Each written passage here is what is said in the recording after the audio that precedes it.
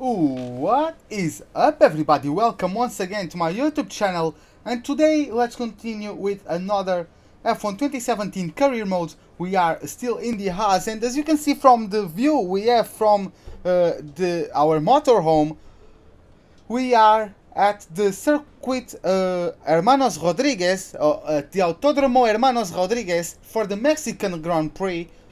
And yeah, we are just going to get on our laptop. What is up, Nreg? Welcome to the stream once again. We are going to have mixed conditions on the track, so somewhere along the what's the word? The weekend, it is going to rain. So with that, let's dive into the first practice session. Let's get some good resource points to continue evolving our car.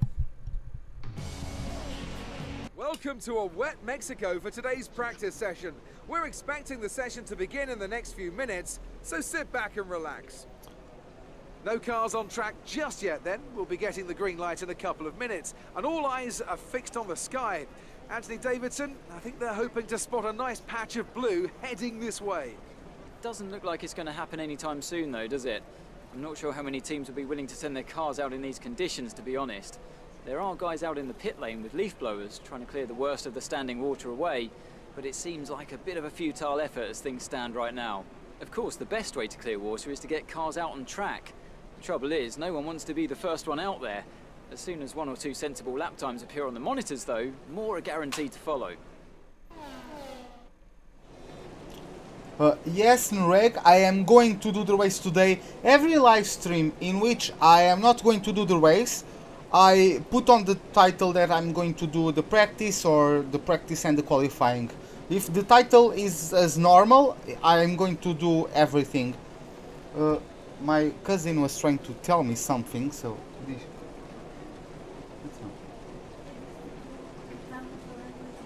At some point before qualifying, let's get our track acclimatization program complete. It'll help us identify any specific problem areas on the circuit. Okay, so let's go to our setup. It is wet weather right now, so let's take a look at the weather forecast for this race, or for the entire weekend rather. So I think this is good. So yeah, I'm going to show you guys the gearbox is quite healthy. I need to do another race on it before I can change it without a penalty. But the power units might struggle a little bit. I might even, like, I'm going to get this one out, but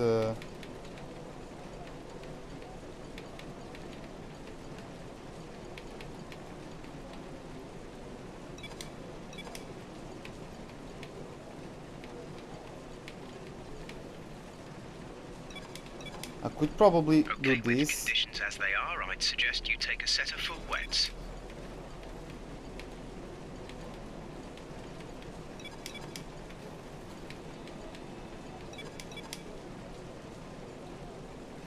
I can do this, and I'm going to go like to the end of it, so I can do the practice programs in a lower engine.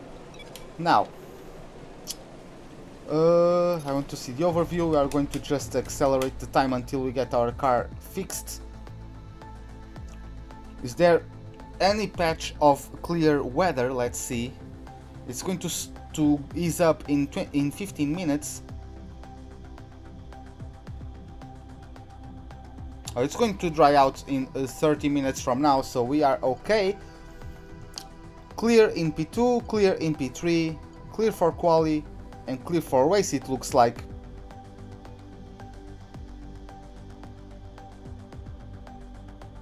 Hey African Baller, welcome, welcome to the stream.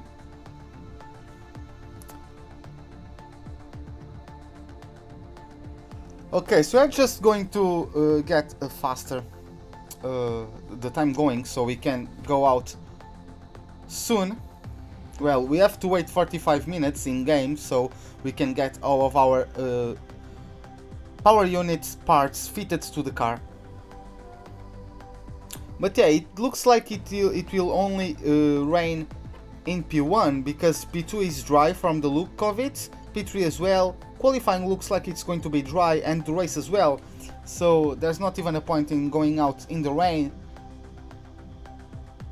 So yeah, let's just check the standings. So far Sebastian Vettel is the leader,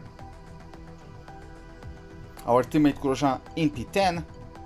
So yeah, looks like the Ferrari are going to be strong, even though the Mercedes, who are right behind, are both running in a set of the soft tires. I apologize. But yeah.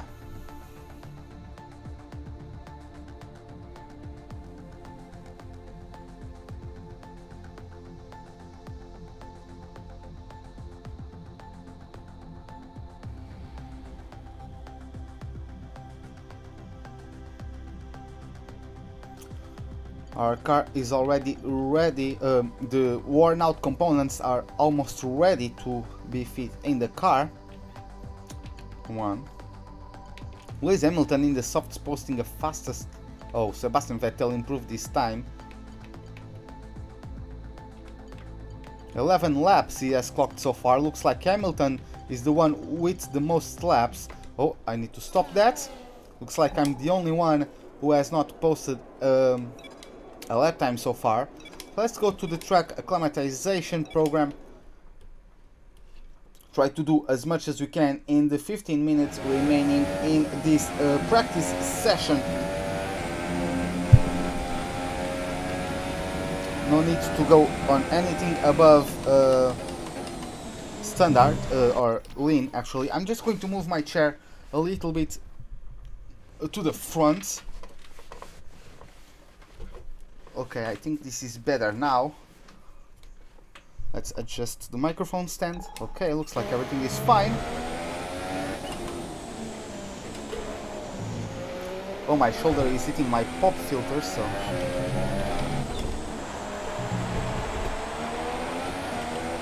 Let me adjust it once again. My shoulder is hitting it, so... That's not very cool. Yeah.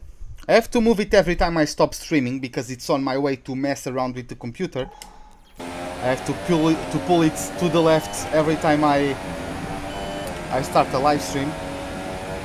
Okay, let's open the DRS. Let's get as many purple corners as we possibly can.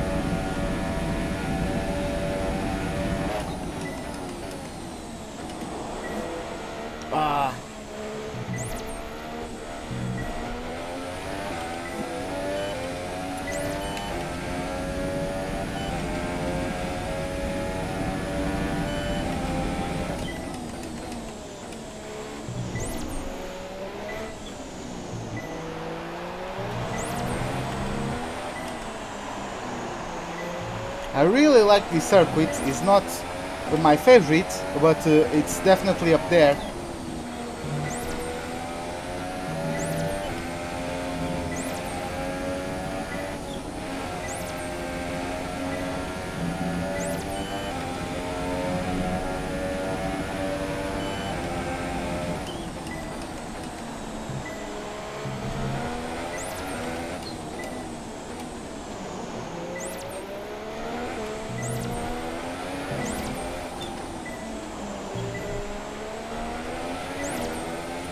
Going through the last corner, and we are going to post an almost perfect lap. So yeah, let's just chill now. Hey Josh, what is up? By the way, I'm not trying to be rude or anything, but my name doesn't get that E after the R. It's R-U-B-E-N.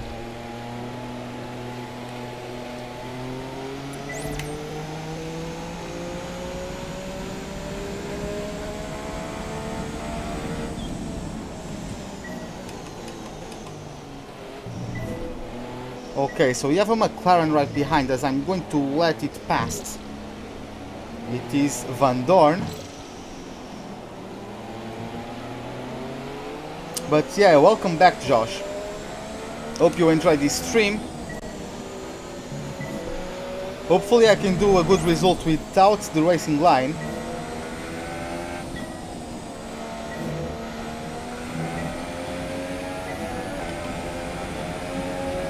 Oh, there's no problem. There's no way you knew, you know. But yeah, like every time you see my name, like in this career mode, Ruben is the way it's spelled in my driver's name. I'll let those guys go past.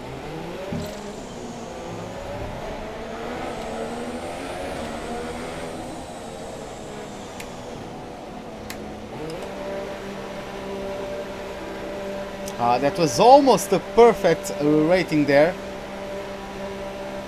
But yeah, it was still purple, that's what counts.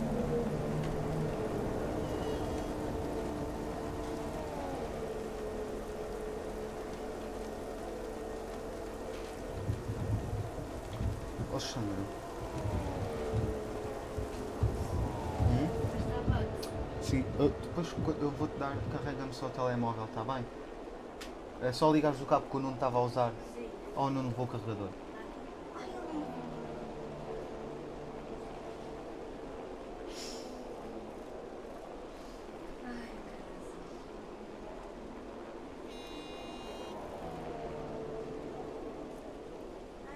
Well, if my cell phone would connect to the internet, that would be great. Well, okay, let's go to the tire management. Let's see, we might not get a good delta because our engine is so worn out. We are going... What? Okay, one of the programs we should probably do before qualifying is the qualifying program. Let's prepare ourselves as best we can. We don't want to find ourselves starting at the back.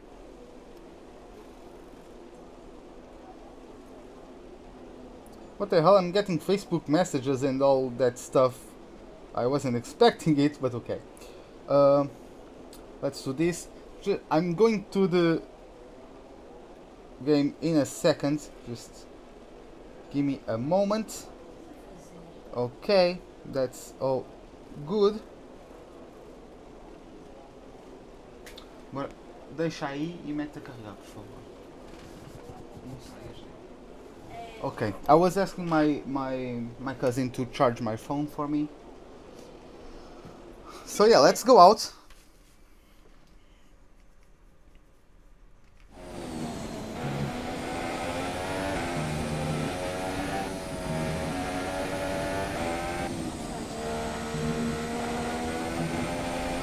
Não meteres pausa nisso, não? Okay. Oh, we just locked. Oh, is it raining already? Oh, it's running already, so we have to go back to the garage then. Huh. I thought it was going to stay dry like for long enough. The Jeff told me there was going to rain, but I didn't know it was so close to rain. We've had to spend time repairing the damage to the car. Our best lap so far is a 1:22. Well, let's go for P2 then. At the end of the session, then, here are your top three. Let's continue.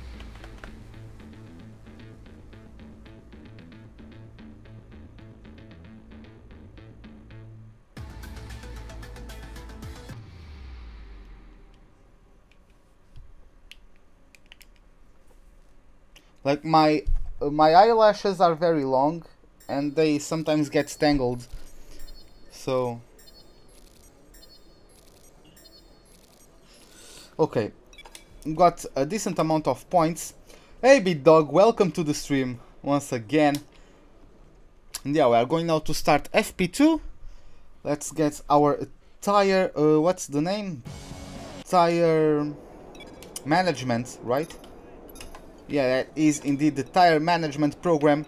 Oh, we lost one of those compounds. Oh well, we were always going to lose them, so let's do that.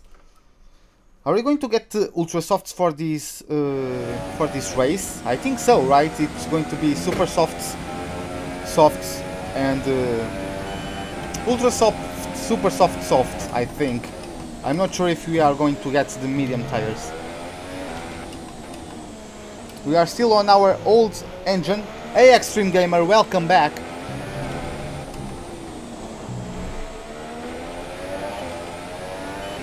So yeah, let's try to make a good lap and be soft on the tires as well.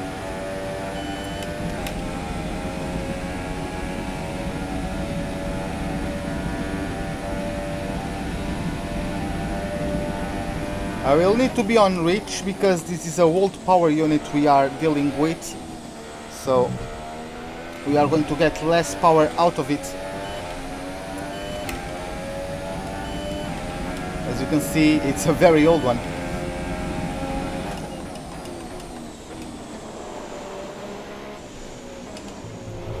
Our gearbox is fairly healthy as well. Oh, really? Very... okay.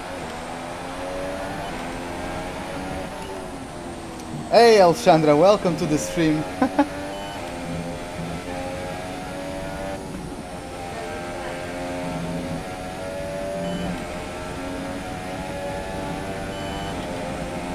Okay, let's try to make it good now. You have a lot to recover in these last couple of corners.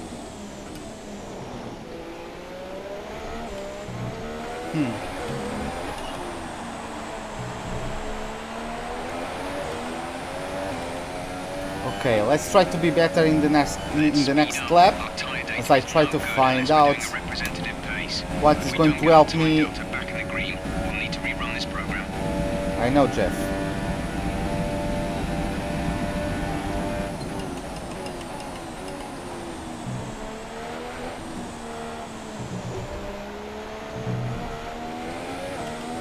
I know I need to be careful out of traction zones, but I think I have been. I'm still not getting good tire wear, but well.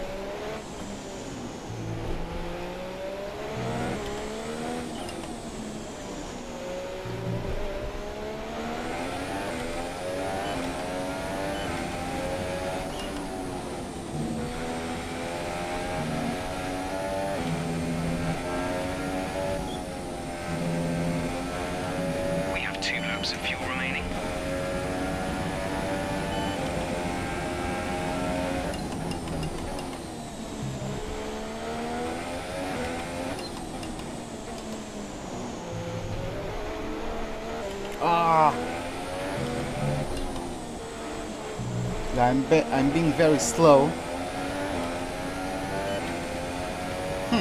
We need to pick up the pace. We're not hitting our target. We'll need to rerun the program if we don't. I'm not sure where I can push the pace. But yeah. Because this circuit has very tight corners and I lose tire wear once I am turning with too much angle.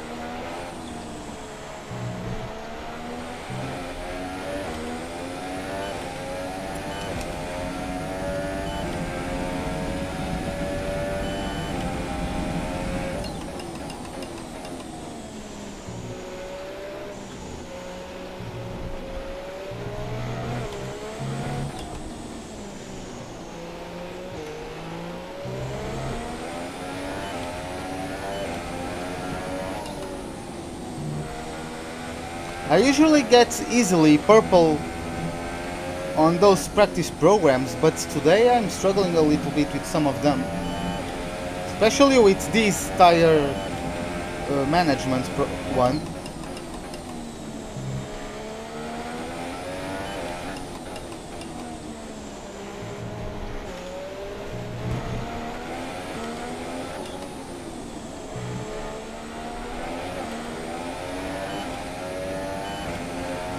Oh, am I really going to... Okay. I'll go back and maybe do the hairpin quicker.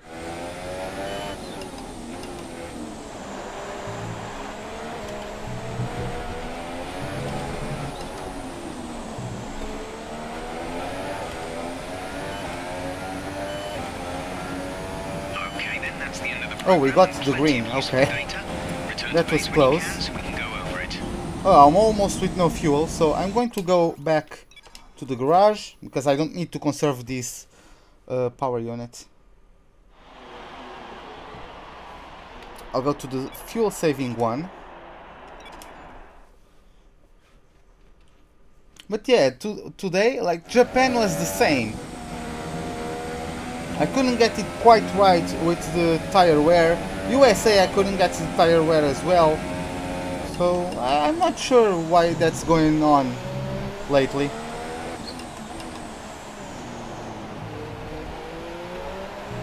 Now let's see how well can I conserve fuel while keeping up a good pace.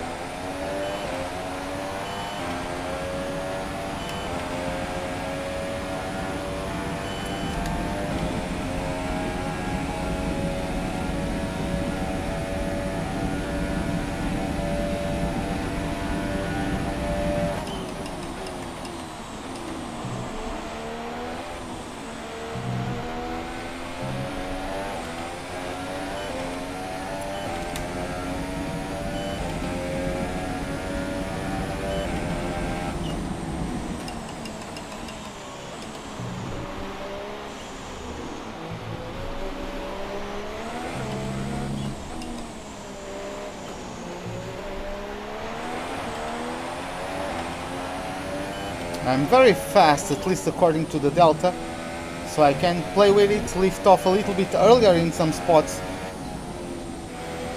to conserve even more fuel.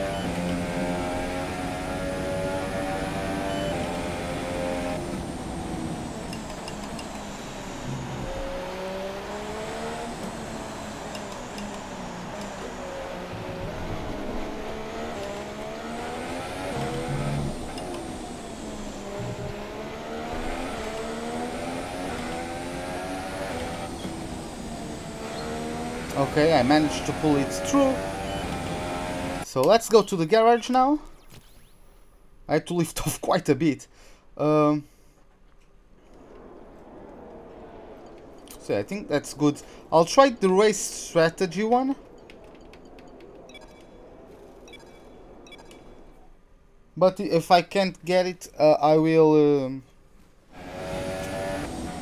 switch back to the previous engine and I will do those two that are remaining.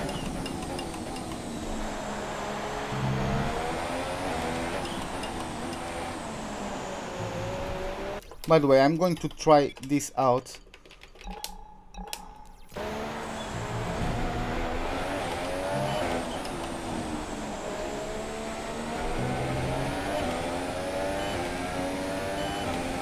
I'll keep it on standard, but let's see if I need...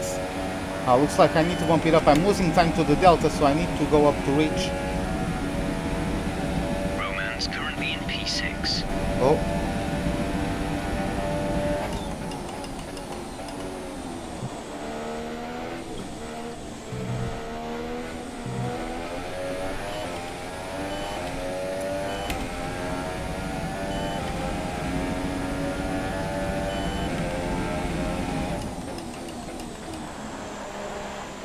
I know it's a little bit before the 100-meter marker board for that corner. I believe that's turn 4, but I still need to be hitting the brakes a tad earlier.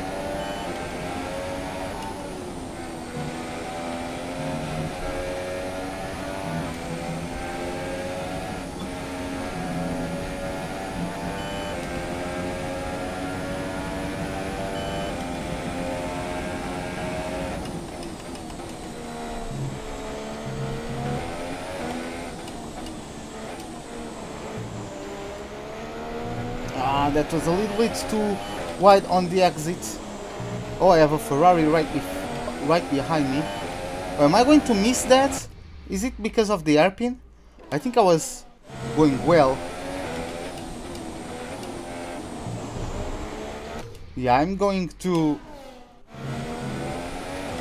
quick into it.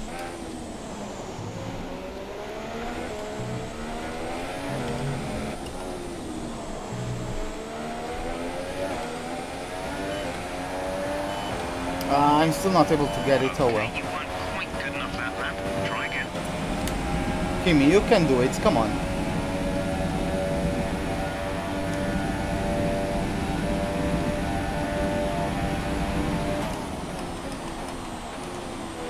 Do I really need to fight you now, Kimi?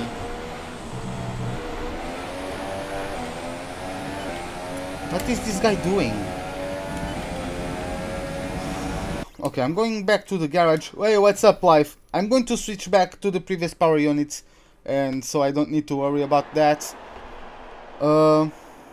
Unfortunately, I screwed up my tires a little bit more, but yeah, let's do that. Our best lap so far is a 1 minute 21.1.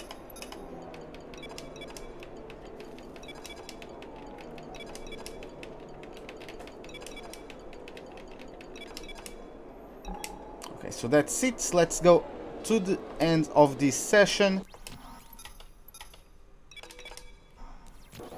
An interesting practice session there then. Let's remind ourselves of the top 3. Yeah, those guys are much faster, but it's because I haven't been putting in too much competitive laps. I've been coasting and all of those stuff to save the tires and the fuel, so yeah.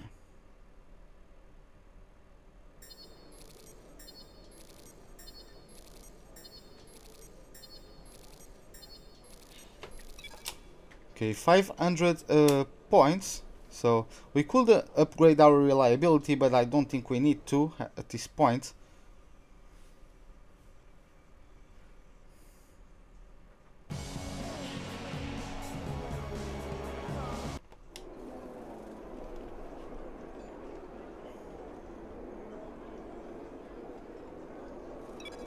You know what? I'll try one thing. I'll do this. We'll do this, and then I'm going to test one thing. If I am quick in this program, I'm going to take the penalties and get a new power unit.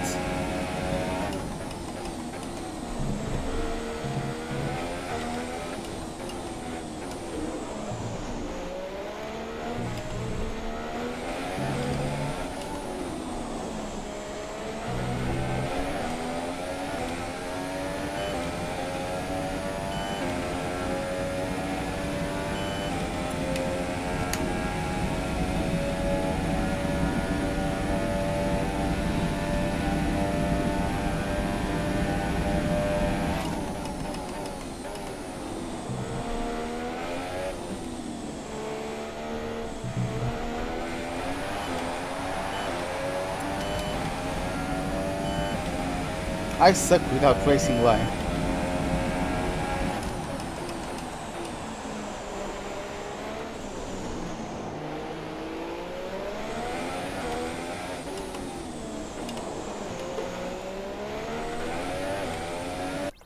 I really do suck it. Okay. You know what? Like, in the previous races, I've been like... I've been able to find really good setups, and that's probably why I've been able to be good with the car even without the racing line. I'm a little bit more familiar with those tracks, and I have a better setup, so the car behaves better there. So now I cannot trust the car, and I'm not too familiar with it, so yeah.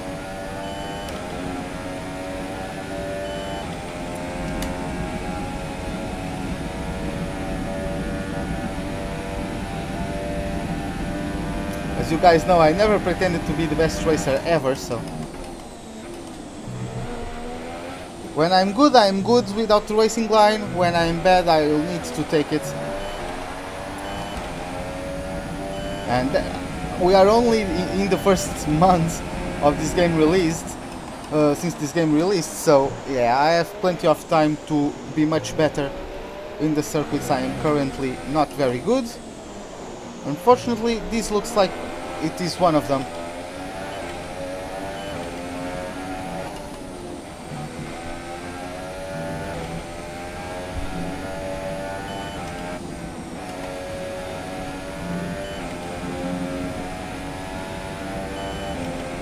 I have only corners only. I don't really like it.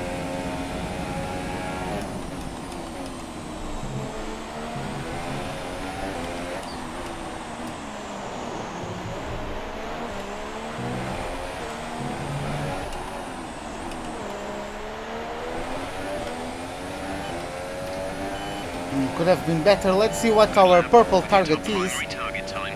We're happy with that.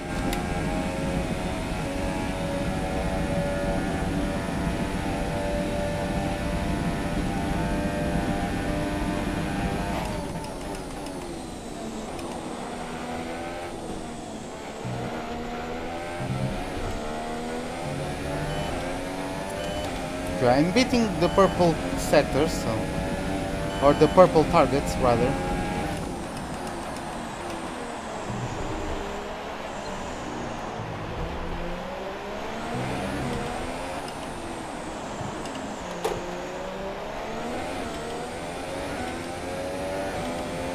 I didn't notice the train was stopped on a bridge.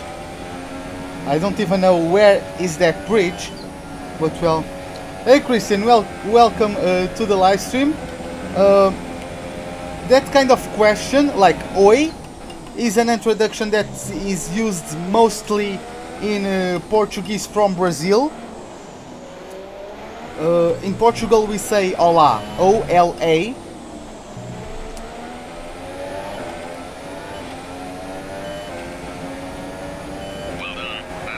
So yeah, what you told me, it is Portuguese, but it that phrase, the choice of words, is used mostly in Brazilian Portuguese. Come on, Ocon!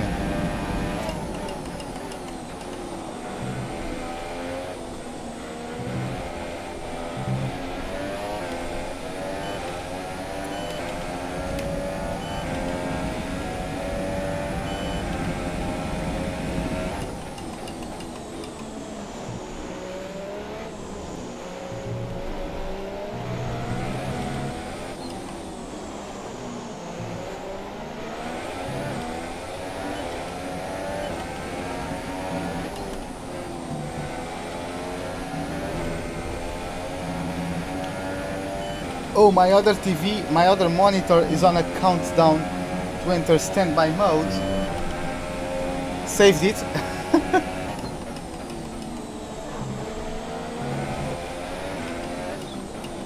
Oh, I'm sorry if you can pick that up, but my cousin is on the phone with her mother. Why am I so slow out of there? I was going so well.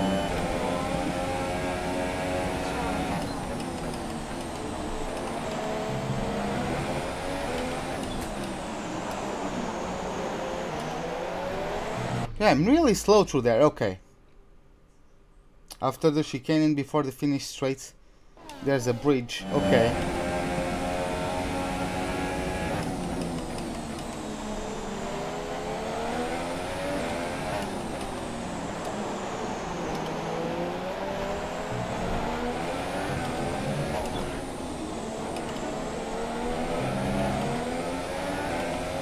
Why? I'm losing so much in this last sector. Okay. Give me a second, guys.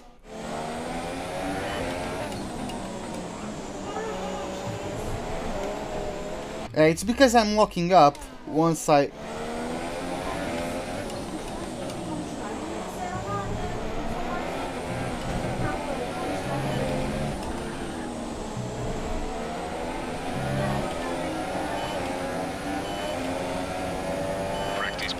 Okay, that was done.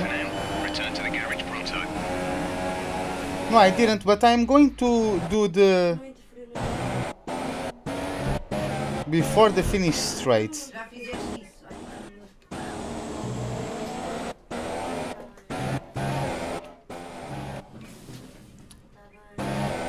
I really don't see where that is, but...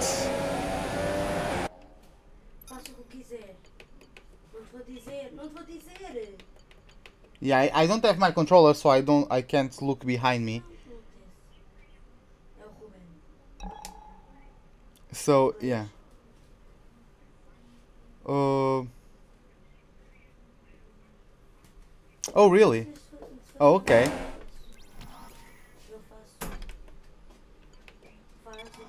Oh, that's not what I wanted to.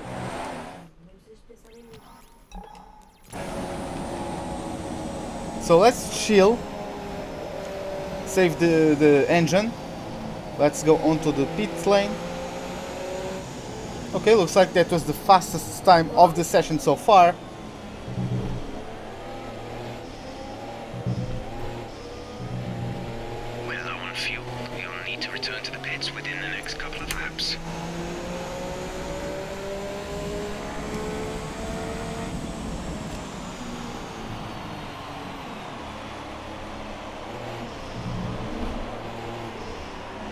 Okay, so yeah, I'm going to look for the train now that I am on my outlap. Is it to the right or to the left of the track? I don't know really.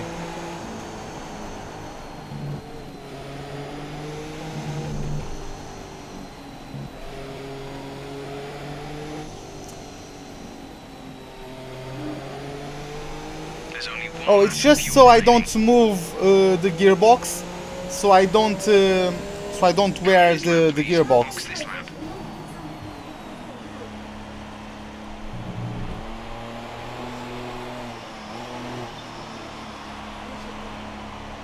Oh, I think I know what you are talking about now. Is it that bridge? That's not a train, that's like the structure, the metal structure above the track. Not above the track, but like it's sort of a tunnel. That's not a train, unless you are looking at something different.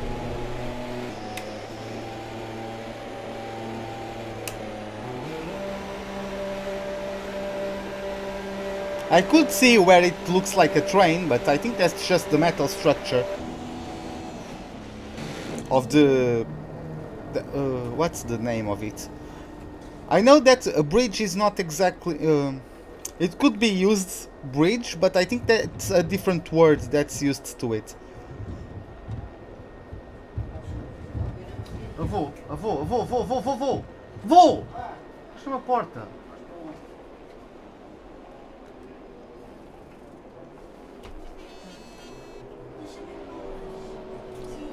Eu estou a transmitir isto em direto, podem não estar a coisa. Okay, so I'm going to do the race strategy program. Okay, so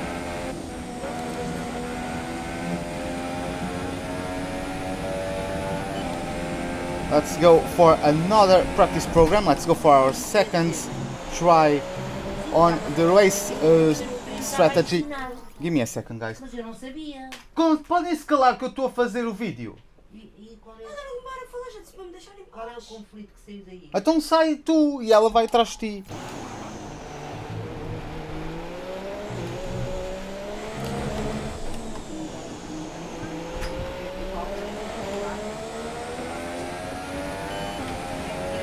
Okay, so let's start it now. I'm on. Am I on? No, I'm on. Yeah, see, do you see? Yeah.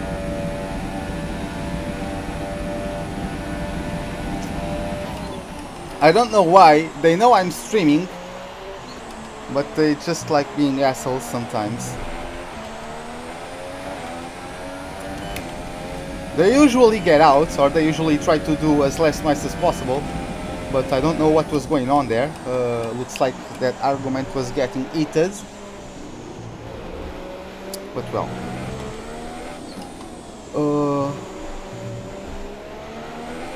As you see, that's the difference in power unit. I don't need to be on rich mix and I'm still beating the Delta.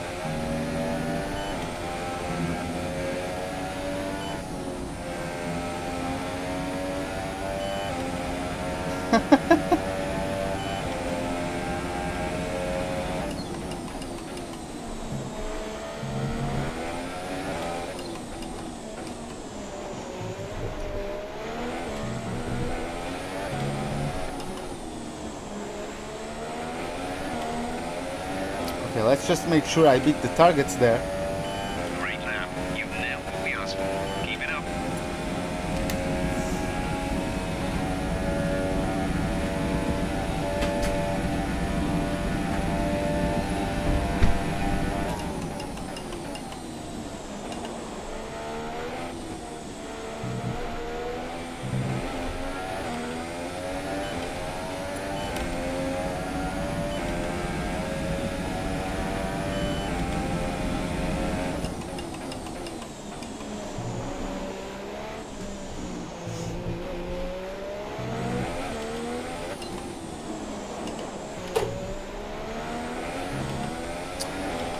Okay, just focusing a little bit, I'm getting faster now, smashing the Delta by even more than before.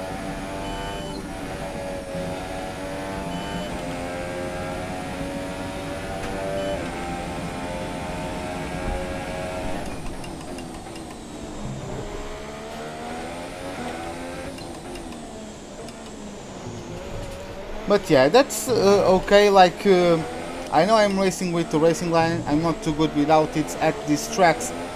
But that's fine because I was doing the same like in F1 2016. In F1 2016 I was racing against Legend AI because I was in the Manor. But then after I started getting onto my racing league, I got proper setups and I started proper practice programs. I started practicing a lot, and that's how I picked my pace. Sorry, on that game. And I was very quick without the racing line because I already knew like what gear to be at, the fastest lines to get. I haven't had that kind of intensive practice at some of these races. So yeah, I have to do that tomorrow for Bahrain though, because at 7 PM London time I'm going to live stream the round 3 of the season 3 of the Chicane Online Racing League, which is a league race that I take a part of. I've been runner-up in the Drivers' Championship in Season 1. I won the title in Season 2. And now let's see if I can revalidate my title now that we are in a different game and in Season 3. Okay, let's know. We did it, so I'm just going to save the engine. Yeah, it's in the 30s. The gearbox is almost at 50%, but it will survive another race.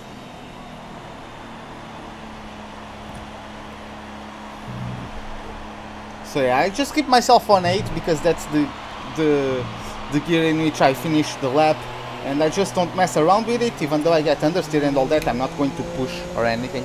So I just won't do any gear changes to avoid wearing out the gearbox. There was a Mercedes that was Hamilton. Let's keep ourselves to the inside here because there are more cars coming. That's Kvyat and Hülkenberg and Vettel. Quite a bit of traffic in that part. Now we have Kimi Räikkönen behind. I'm going to go wide to let him through.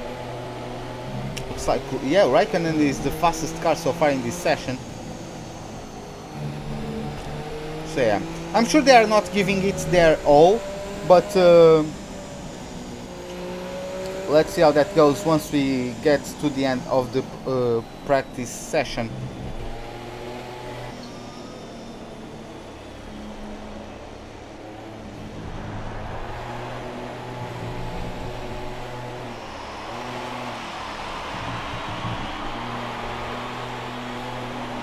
Yeah, that was corner cutting, but well.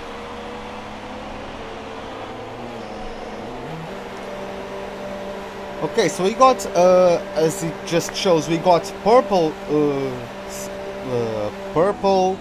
results on it.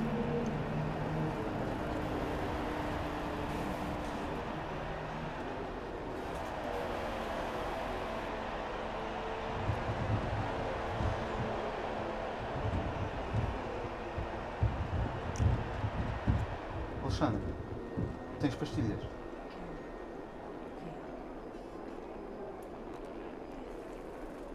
Dava-me jeito.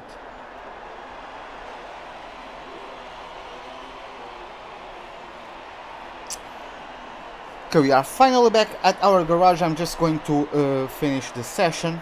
I just don't like skipping to the garage because it gives us more tire wear and engine and gearbox wear. So far is a 1:18. Oh, we didn't get a fast sector 3. Oh well. We still beat the qualifying performance. I really don't know where I'm losing that much tire wear, but well, whatever.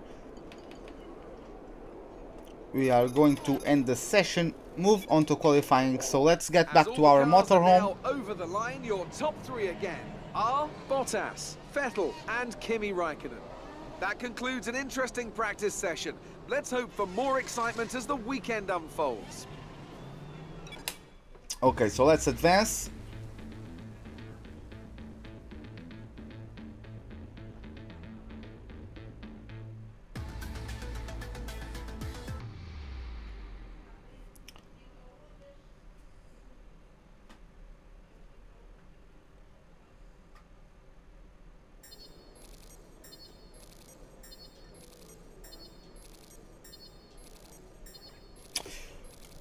Okay, so quite a handful of resource points as well. So let's listen to Emma Jenkins. Hi, how are you? I'm just passing on your qualifying goals for this weekend. Yeah, that would be cool. Even though I will do that cheeky thing I usually do to get behind someone. Especially in those high speed circuit, I'm going to get behind someone and take... Will you change the engine? Oh yeah, oh I forgot, I cannot change it now. Or can I still do that? Can I still do that here in the motorhome? I probably can, can't I? I think I can, right?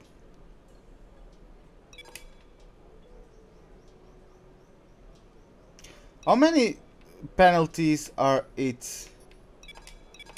I don't care, I'm going to take them all, so...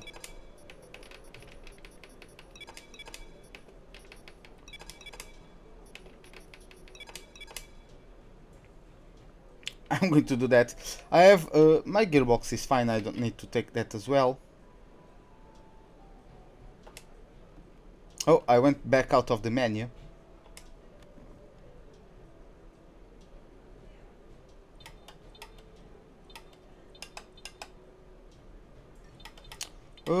Always, where is it? Oh, sorry. Yeah, that's here. Yeah, I know I will start last. But we have a fast car, so we are going to get back. I'm going to try to qualify as higher up as I can using the slipstream of some of other guys. Let's go green for the Mexico Grand Prix qualifying. So let's get ready and see who has that pole position winning performance in them this afternoon. Let's see then. And as we wait, poised for the start of what will hopefully be a thrilling qualifying, why don't you tell us, Anthony Davidson, about the things you can do to really get the most out of a car in a session like this? Well, you're largely limited by the Parc Fermé regulations, of course. Back in the old days, pre-2004, you'd work on both a qualifying setup and a race setup over practice, and then swap them over after qualifying. So the race car was quite different at times to the qualifying car. Nowadays, though, you have to find a compromise that works for both. There are a few things that you can still adjust during the session, such as the differential, the brake bias, and the front wing angle, but that's about it. So it's more about optimizing what you do have and adapting your own style to suit the track conditions. That was a very cool shot of Verstappen's car. I also like how the Sauber in the back of their garage, they have a list of, if not all, at least most of the drivers that drove for them. So I'm going for the setup.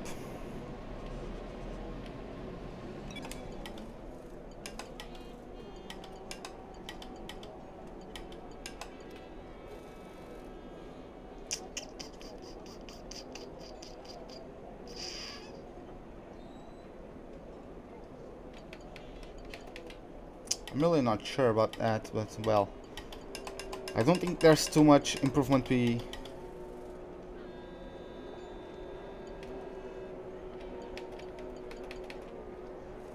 I'm going to do that.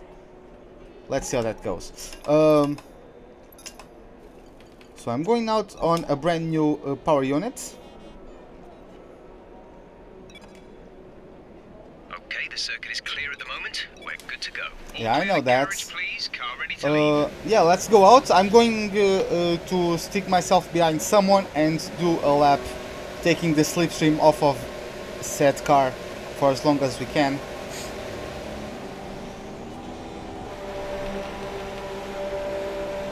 Oh, I think I took a little bit too much fuel.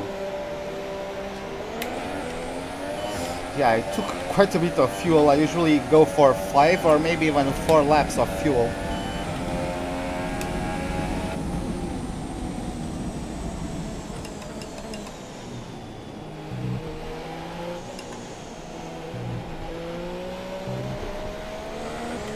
Yeah, but I'm confident on my ability around this track with the racing line. Without it, I just suck. But with it, I'm confident that I can get a very good result.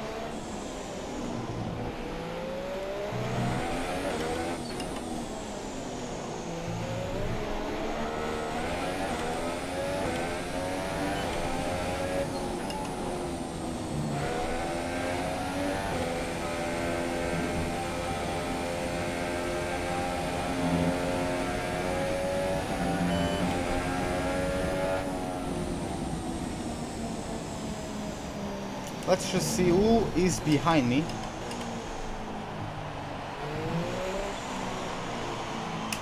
Looks like it's a Williams. Yes, it is Felipe, baby.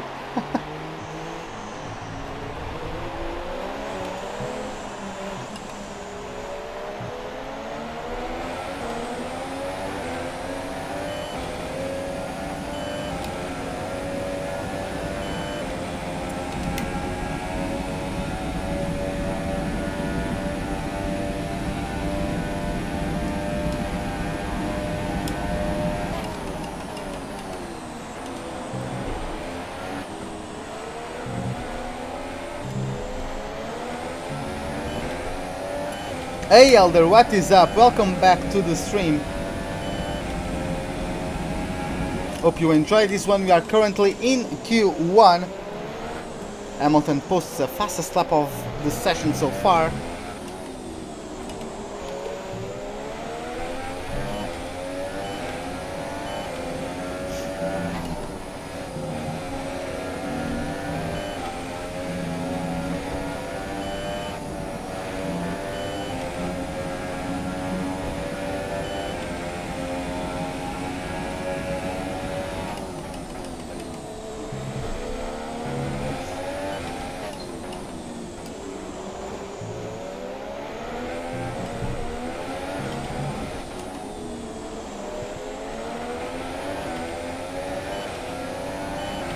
Okay, taking a lap. That last lap moved you into Did that lap P4. count? Oh, it moved me up to P4. I'll do another one just to be safe, since I am already improving.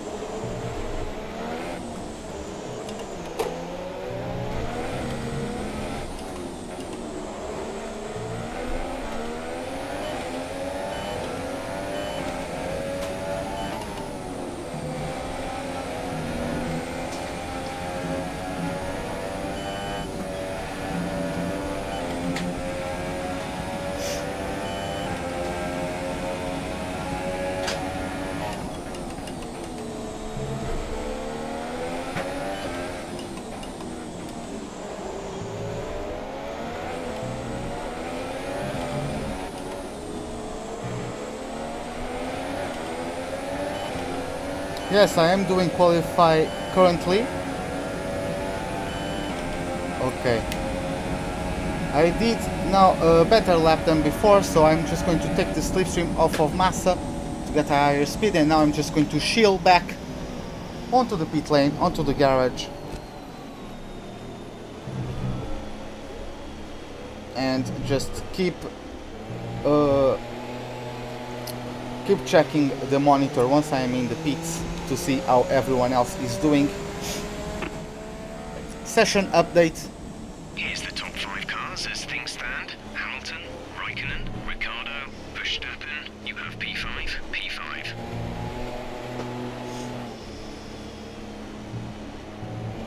It would be cool if Codemasters got Crofty or Davidson, Anthony Davidson, to just say some names, you know, like they do in the FIFA games and the NBA games and all that good stuff. Just go with some drivers, because for example, I could go with Rubens from Ruben Barrichello. I know his first name is Rubens, but my name is close enough. I'm Ruben, so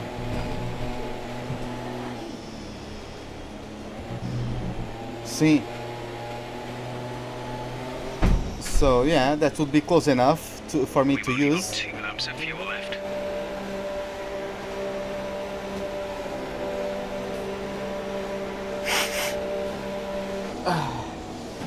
Sorry, my nose is a little bit stuffy at the moment. Where is my water bottle? Oh, it's down there. Huh?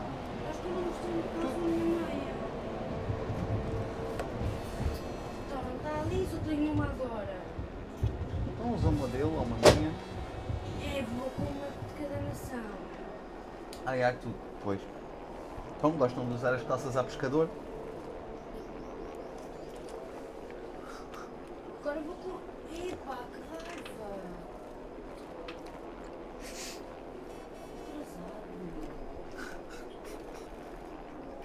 Atrasado. Ok.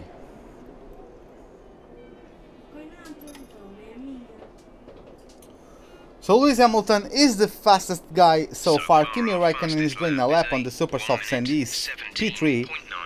The German Sebastian Vettel is yet to post a lap. Yes, he is. He's now currently on a flying lap. So let's... No, that's not what I wanted to do, damn it. I wanted to do this. Where is he? Oh, why is the camera here? Okay.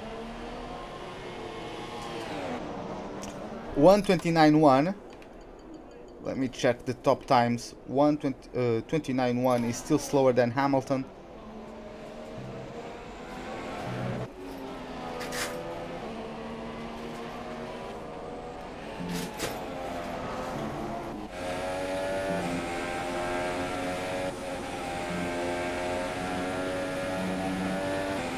Yeah, he does those in 7th.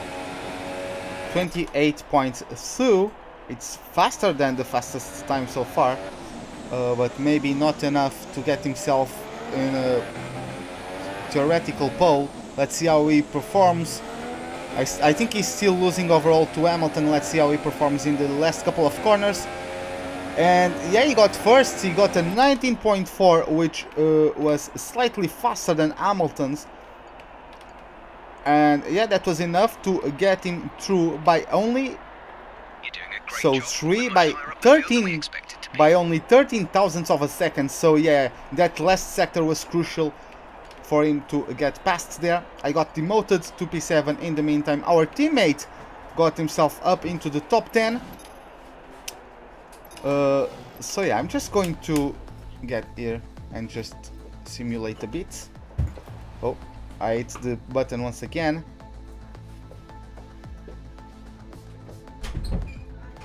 Apaga a luz, faz favor. Obrigado. Let me just see how the lighting conditions are now. Yeah, the camera looks like it's a... No, it focused back. Okay, so I can minimize OBS now.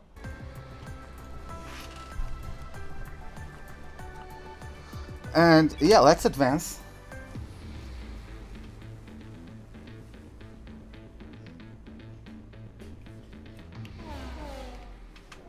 Okay, so in Q2 we are... I forgot to show you guys who got knocked out, but it's probably the usual suspects, the McLarens and the Saubers.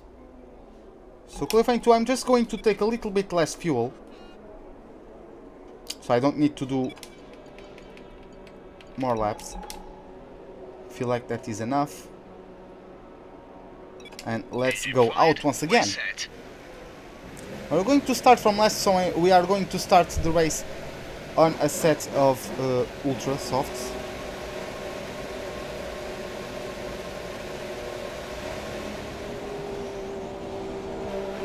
I mean, I'm going to start last either way, ain't I? Why am I even qualifying? Oh well. Should I qualify either way? Because I'm going to start last because I got an entirely new power unit.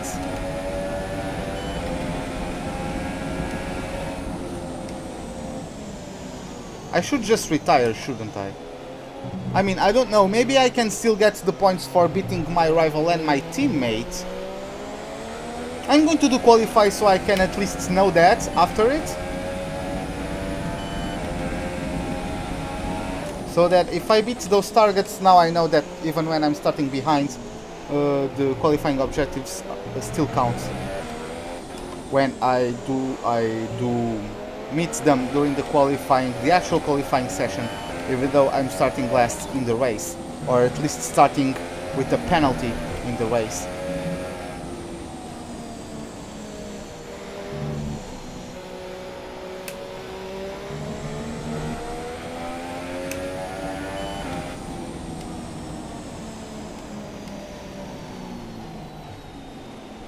Only the MG UK has a percent of wear.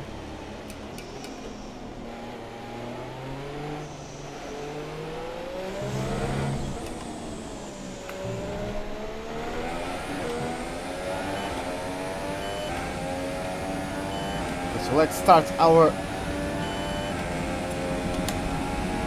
flying lap.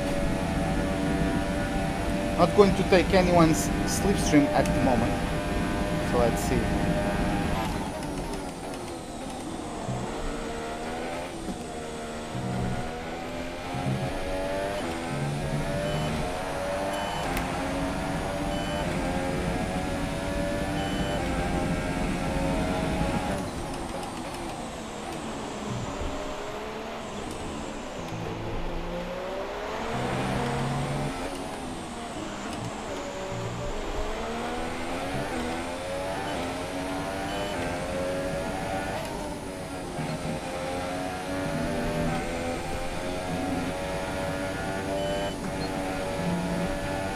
Yeah, I just don't have the stability on the car to do that sector in 7th gear like Vettel does, losing 3/10 to Raikkonen so far.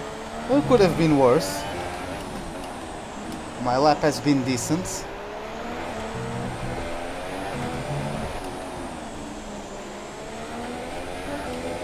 Could have taken more curb on the left corner. The backhand stepping out, crossing the line 8/10 off. I'm going to take it. I'm going to take it. Oh, no problem, life. Yeah, it sometimes happens. From what I know, you have a PC that's starting to go on the older side now. So yeah, I don't know how regularly that happens, but yeah. Now Bottas got himself through. Oh, lots of cars going for a super soft stint on the start. That's interesting.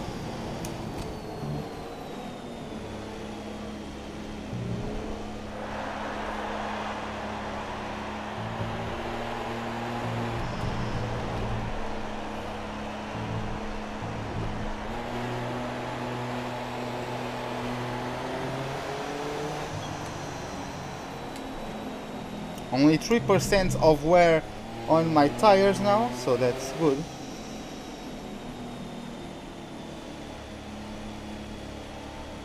Let's get out of the way.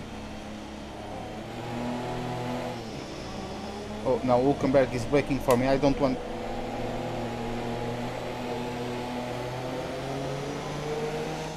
Oh, here comes a Toro Rosso. That's Daniel Kvyat.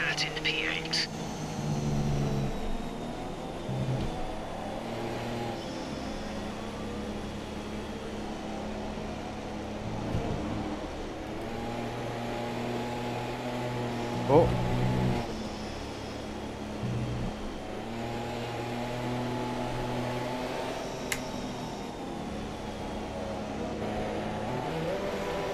I just see it, it's right at the end there.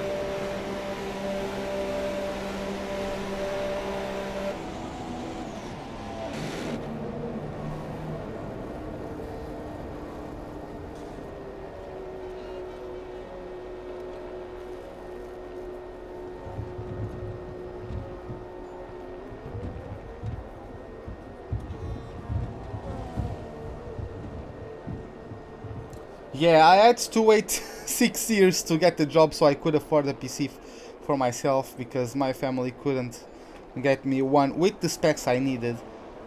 So yeah, I've been waiting to do YouTube for 6 years now.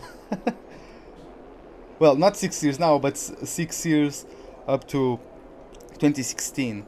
That's when I got the PC, that's when I started YouTube.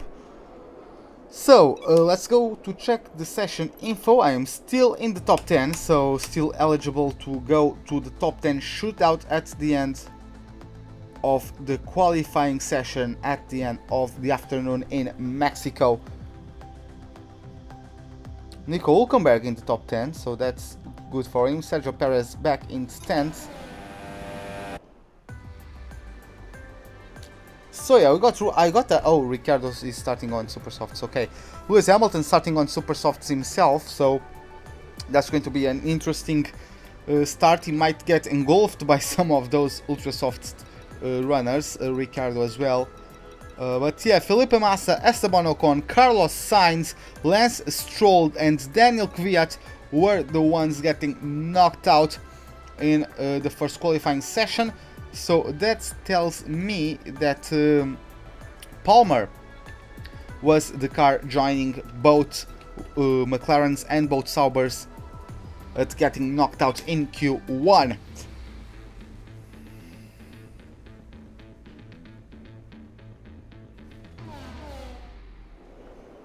All personnel be aware, car leaving. Let's just get out of here right away.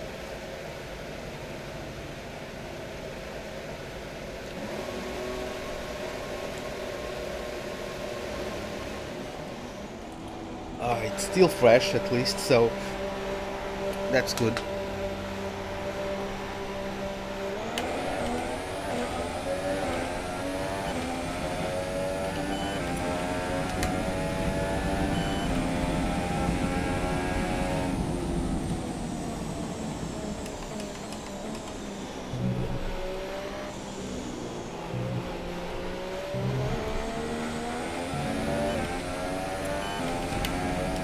Brand new super softs fitted to the car.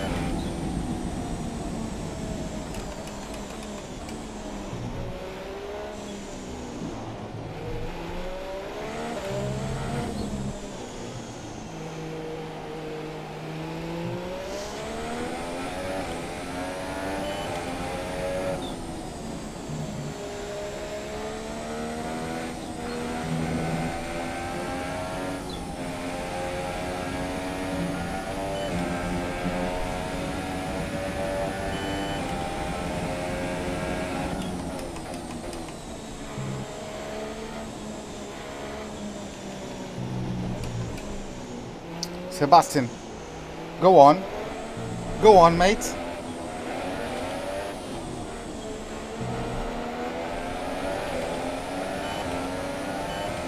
Oh, that's Raikkonen, that's not Vettel.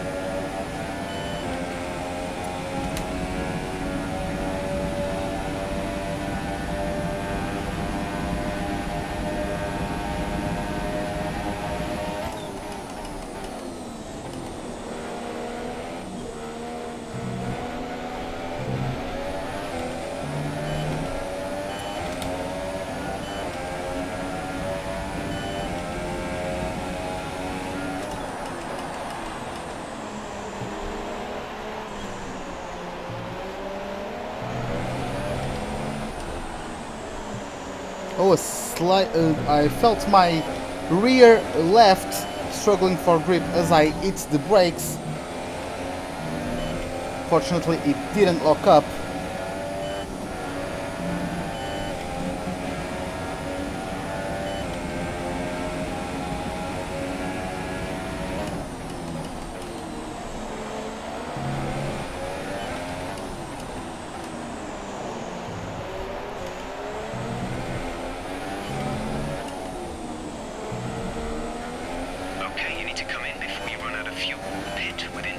laps.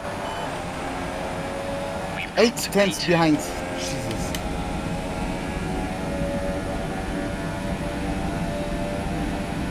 Yeah, I don't think we are going to be able to get back. Yeah, Knights, welcome to the stream. Yes, you can type in Portuguese.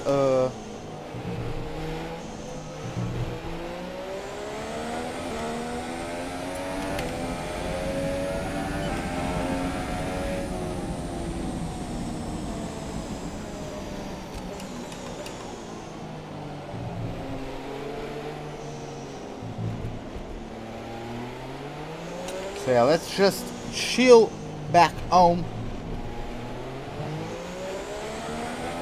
In P4 currently. You are going to start last either way, so the practice session, I have done them already. I got purple ratings. So now I'm going to end qualifying and I'm going to do the race.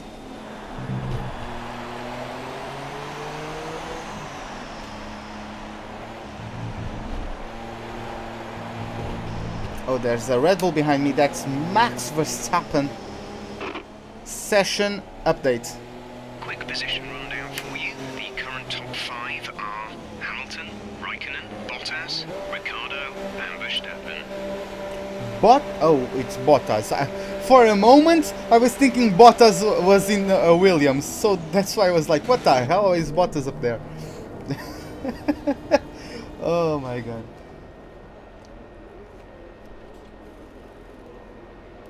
Obrigado, Knight. Thanks a lot. So let's get our pit crew to get us back in the garage. Oh! There's a wild Grosjean appearing from the side there.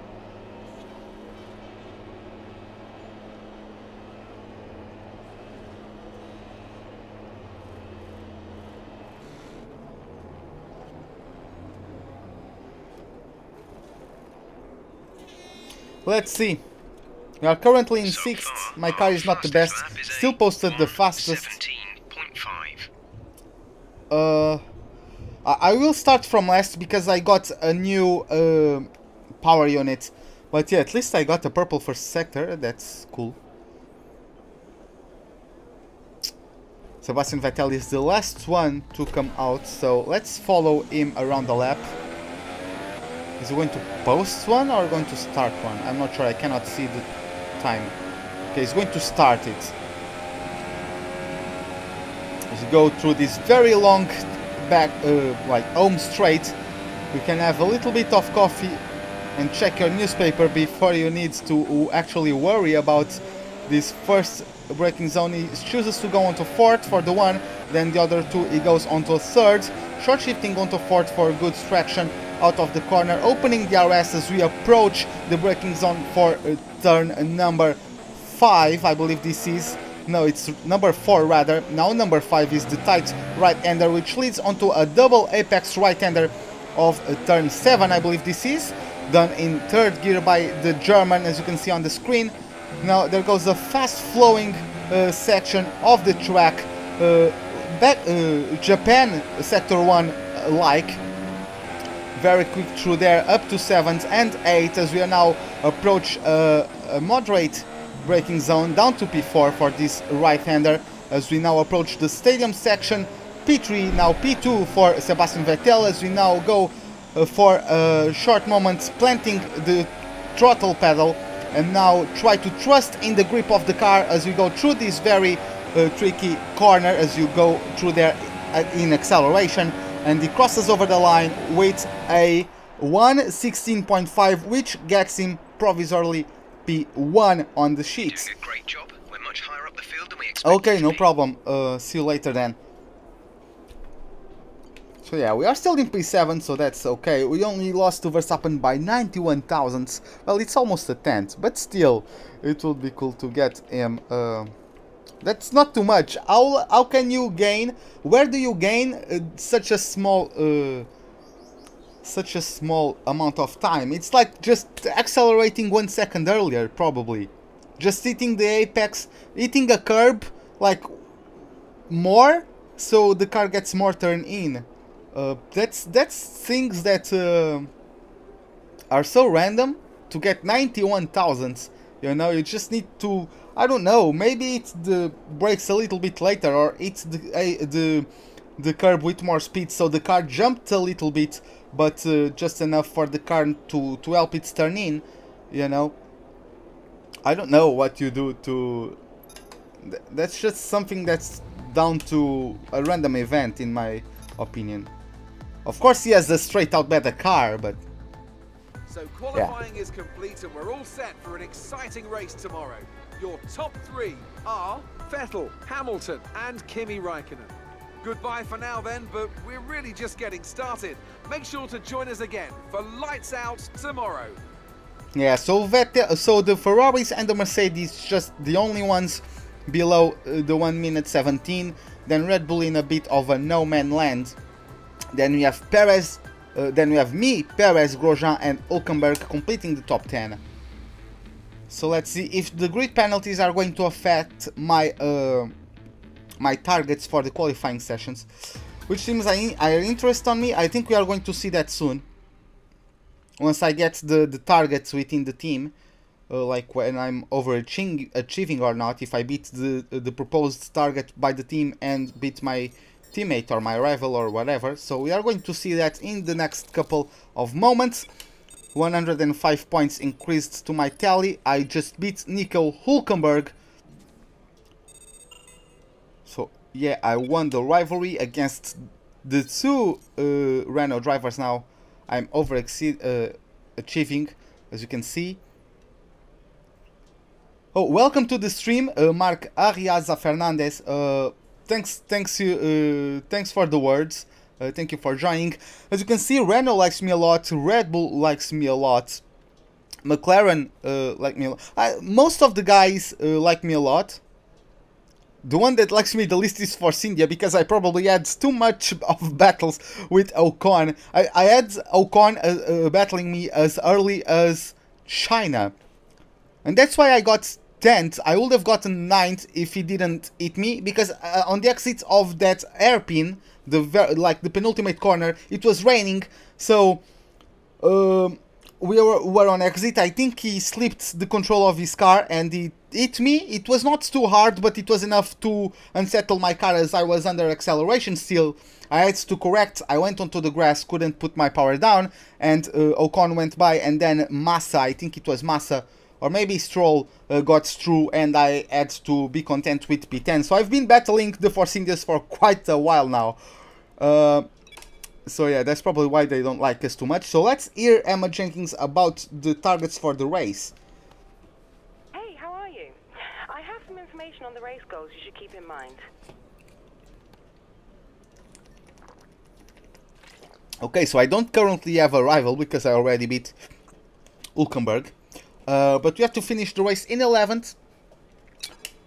And probably beat our teammate. That's always good as well. Even though we are going to start from the last place of the grid, unless any other drivers have more penalties than we do. As we are now going to jump into the race, I'll let Crofty take it away for the grid rundown for the Mexico Grand Prix. Who the timing? The air may be thick. With that then, let's run through the grid order. Valtteri Bottas lines up on pole position, with Daniel Ricciardo slotting in alongside. Looking down the rest of the grid, we have Massa, Alonso, Marcus Ericsson, and Hamilton, Van Dorn, Wehrlein, Verstappen, and Jolyon Palmer.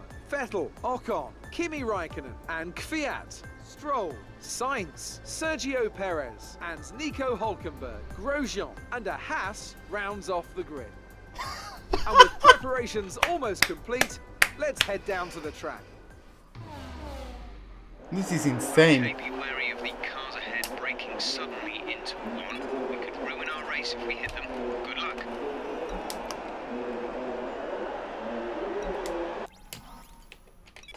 Look at this grid. Bottas, Ricciardo, that's standard.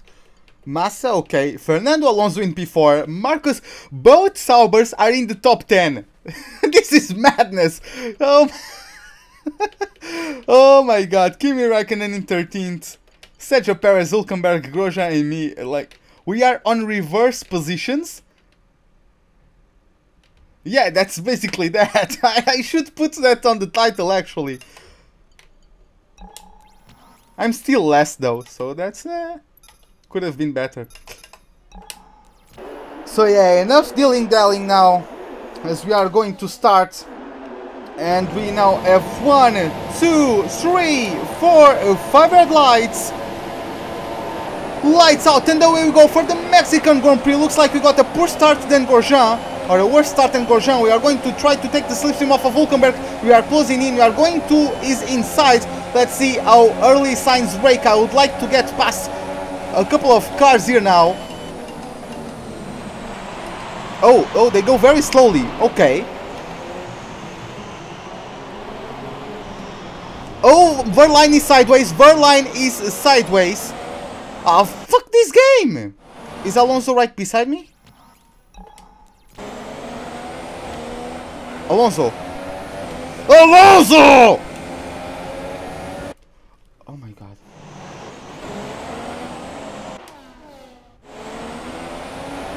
Okay, you need to get that position Oh my god. I want to block Stroll. This is bullshit, so I think I am allowed to do this. I want to block Stroll.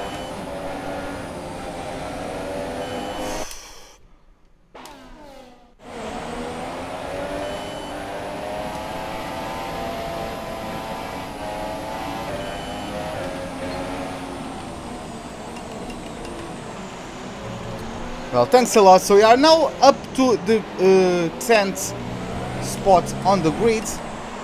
Like, Jesus, why are you penalized for avoiding an incident? Alonso had to avoid Verline, but I didn't. I avoided the crash. I could have plowed Alonso in the back. I didn't.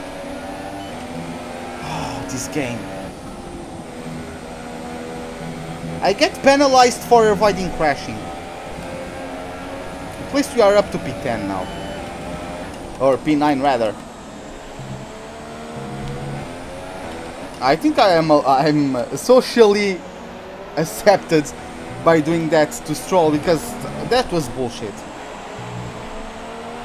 We're looking good from the start.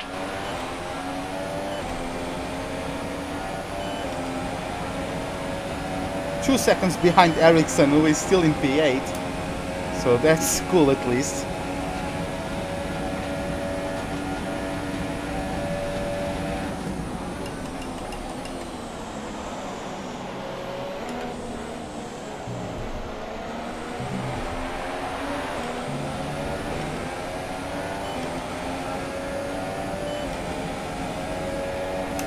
I really don't know why Alonso doesn't overtake me, because we were already cleared of the yellow flags. We were already, like, after the incidents, I had the green flags flashing all around me.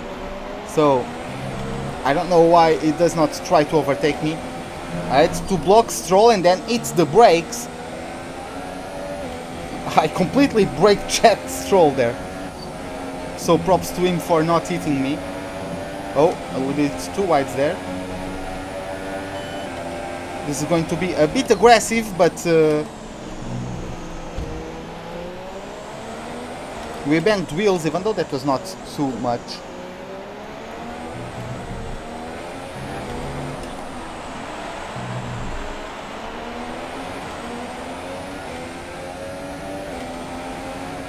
Race officials have enabled DRS. DRS is now available. So DRS is now available. I'll check the race director just to see like where are the quickest cars in the grid. So Bottas in first, Vettel third, Hamilton is still in the top 5. So yeah, all of like my proper competition, not my proper competition, but like most of the cars that are outright faster than me are in front of me, besides Raikkonen. So yeah, maybe we can catch up with the Red Bulls. Maybe everyone gets stuck behind Massa. Those super soft runners are not going to be getting away too much from me, at least I hope so. But maybe I can do like a strategy just like I did in the last race, just go from ultra softs to super softs to ultra softs again. Maybe if they pull off the same strategy as they did in the USA Grand Prix, I'm going to be able to be much faster towards the latest stages of the race with much better rubber on my tires than them. But let's see how the race strategy develops.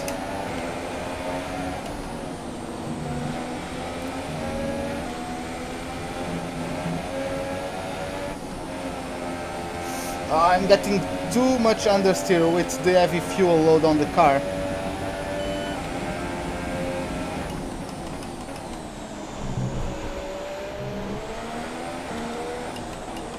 So we are past the McLaren Honda of Stoffel van Dorn.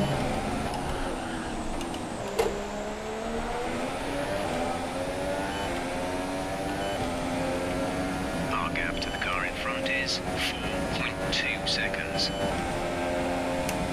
He's going to get a bit of DRS off of me, maybe some slipstream, but I just have too much of a good car for him.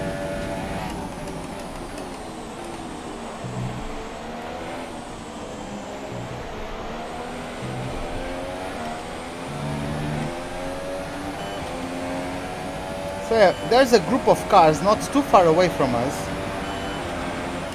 I wonder who those guys are. Maybe someone who had damage. No, that's Massa in front of the Red Bulls. Oh no, that's Hamilton. Maybe Hamilton had some kind of damage to the car. The Red Bulls are going to be pressurizing him through this very flowy sector because they have a better chassis. So after Mexico, there is... Let me count.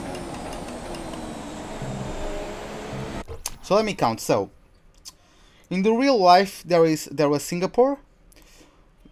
Now it is Malaysia, Japan, USA, Mexico, Brazil, and Abu Dhabi. So it is Mexico, Brazil, and Abu Dhabi. So after this, we have only 2 races left. David Get Dangerous. I think I know what song that is, even though I don't really listen too much. Oh, now I know why you are remembering that one. That's because Romain Grosjean appears on it, isn't it? I took a peek at the chat. I almost crashed myself out. Yeah, that's Romain Grosjean who is on that on the music video for that song, isn't it? Hey, by the way, I only now noticed. Hi, Aaron Casey. Welcome to the stream. Hope you enjoyed the race. We started from last, but the first couple of corners were such a mess that we got ourselves promoted up to P7. I'm just going to show you guys. I haven't changed anything. I'm still with everything turned off except for the racing line, and I'm still on 101 difficulty. So yeah, that's everything. I haven't messed around with the settings. 0.6 seconds.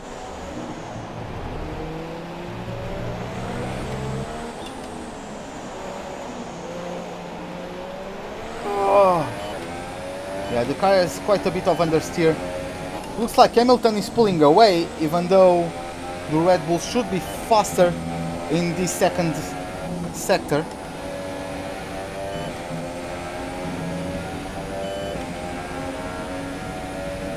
If Verstappen found a way to get past his teammates, he would probably catch up with Hamilton.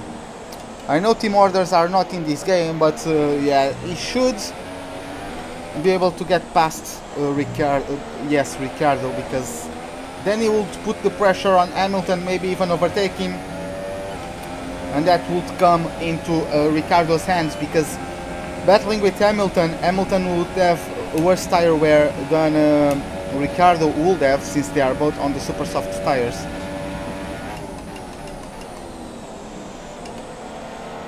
Looks like I'm catching up to Verstappen and Ricardo. Of course, Ricardo has the super soft tires, so maybe he's just holding up Verstappen for me. Oh, a purple first sector.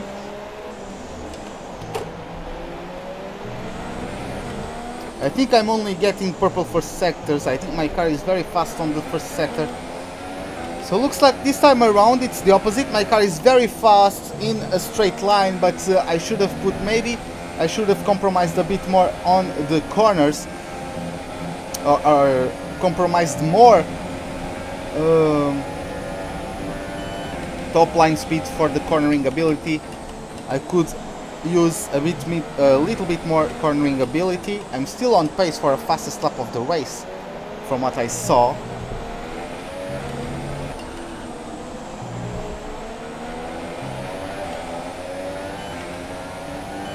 Am I on the RS range? I improved my lap, but I'm not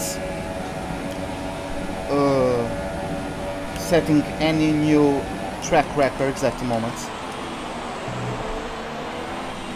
Oh, Ricciardo and Verstappen. Verstappen finally going for it. As you can see, Ricciardo is with the super softs.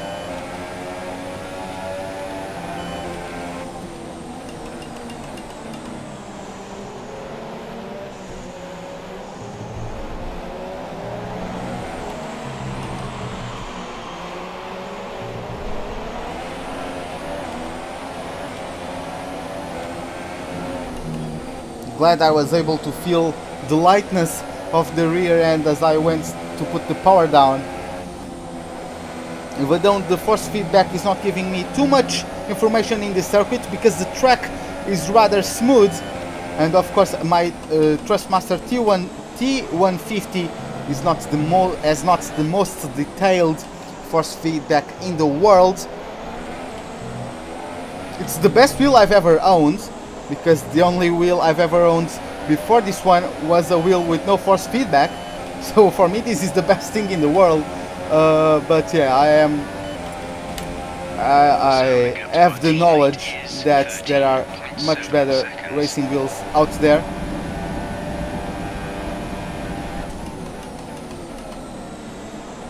Managed to pull back somewhat into the racing line before hitting the braking zone. Okay, clear. Oh, there are some yellow flags behind, maybe some crash, or maybe someone is retiring from the race. So I post once again a purple first sector.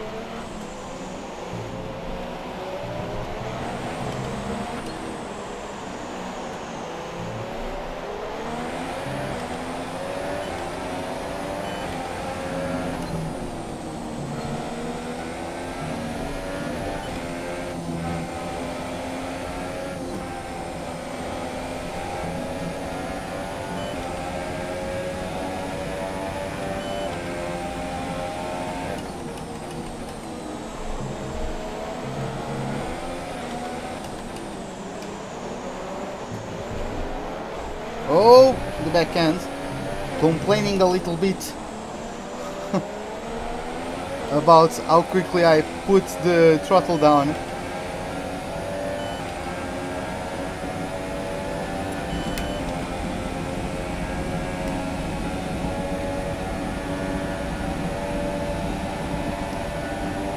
Already in the 20s. I'm not sure how quickly my tires are wearing out compared to the rest of the field.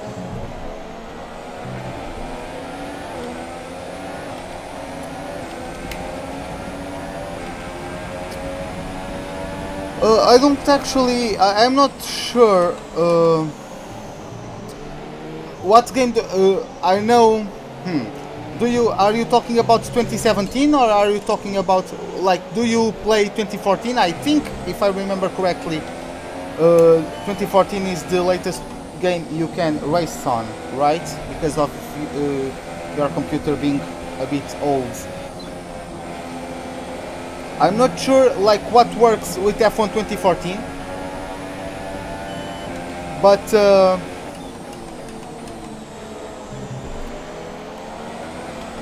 yeah, like, for me it was just practice, like trying to find out where the top guys braked, where they turned, when they were accelerating, where they short shifted, and then trying to mimicking them, trying to get the same setups as they did. And then I would see, like, of course I do not drive the same as, for example, the Flying Fin, even though in 2016 his setups helped me a lot. I couldn't use them in the same way he did because I do not drive like him. I don't have the same style as him. Oh, I'm sorry, I cannot pronounce your name, but good evening.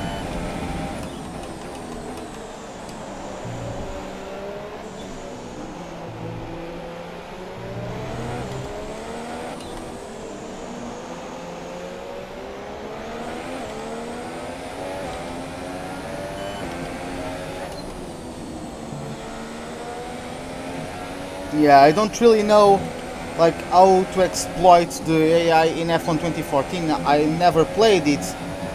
Hey Bassist Basil, welcome back to the stream. Glad you are enjoying the race. Yeah, let's try to make some inroads on the gap that we currently have to Lewis Hamilton. Oh, the championship leader is in P4 at the moment, so he's losing out to Sebastian Vettel, which is his closest challenger. I think he's around 20 points in front. Hamilton is. Maybe Verstappen is coming. Nah, like, just go to YouTube and follow like Limitless, and some of the other guys. I wouldn't recommend Limitless if you use a wheel, because these setups are designed for controllers. Nasser is now the race leader. Well, 1 or 2 seconds is a lot in F1, so that's already a huge improvement.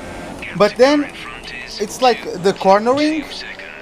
You in 2014, and I think you can in 2014, try to master counter steering on exit of the corners. For in traction zones, it works the best is going to the throttle a little bit too hard, so that your rear end gets a little bit loose, but still mastering the counter steering, so you can still go like forwards, you know, not losing the back ends.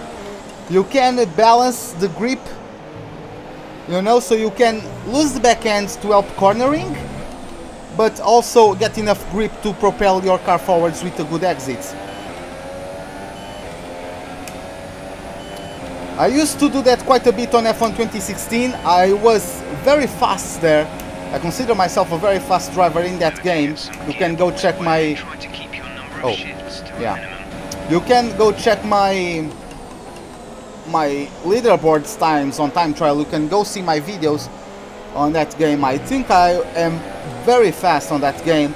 And yeah, that's mostly what I did. Okay, yeah, it's time for dinner probably now. Yeah, I'm going to have dinner after I finish this, so...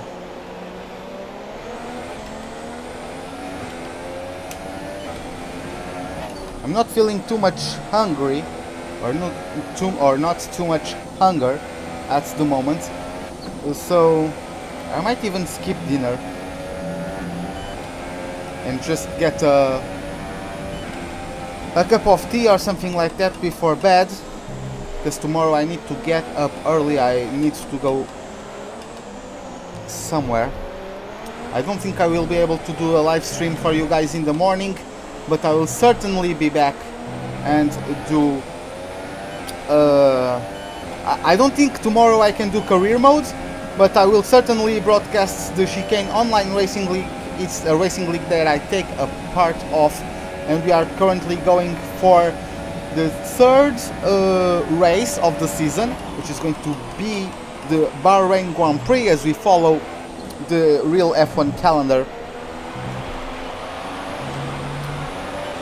So yeah, in the first race in Australia we got P5, then we got P3 in China. So now let's try to do a better result on our way to revalidating our World Drivers' Championship.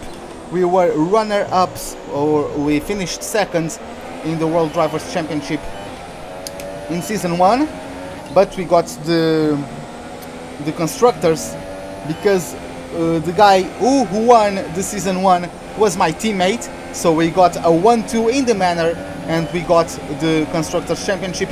Then in Season 2 I had no teammate, but I won the World Drivers' Championship, so now I am with the McLaren Honda, and let's try to get better fortune than the real life drivers are actually getting. Looks like I made some inroads on Hamilton. The gap is now 1.8, it was 2.4 at one point. I'm also starting to drop Verstappen further behind me, but though he's still holding up quite nicely, I just haven't had any threat from Verstappen to my position. A good thing is that Hamilton is on super softs. He's probably getting a little bit held up by Felipe Massa, as Felipe Massa probably has a set of ultra softs fitted to his car, and Hamilton just cannot quite get past him. Oh no, that's Bottas, that's not Massa. Massa is leading the Grand Prix. You got past Ricciardo. Maybe Bottas had some damage because Bottas was leading the Grand Prix. So Bottas dropped back to P3, and now Ricciardo is P2, and Felipe Massa showing everyone how that's done. And he is up to P1, so a great performance from the Brazilian. That's just absolutely crazy from the Brazilian there. Felipe baby showing us all how that is done, and he's holding up Ricciardo by quite well rather, because I don't know how long Bottas dropped back behind those two. Oh, there are some changes in the grid. Oh, I thought it was only Bottas coming to the pits. I thought Massa was coming in as well from the minimap. Well, looks like not. That was only sort of an optical illusion. But Hamilton, unfortunately, may start to pull away from us, since he has now a clear road, even though he has harder tires. He's going to get them to worn out a little bit slower than mine. I apologize. Oh, I felt the tires wanting to lock up as I hit the braking pedal.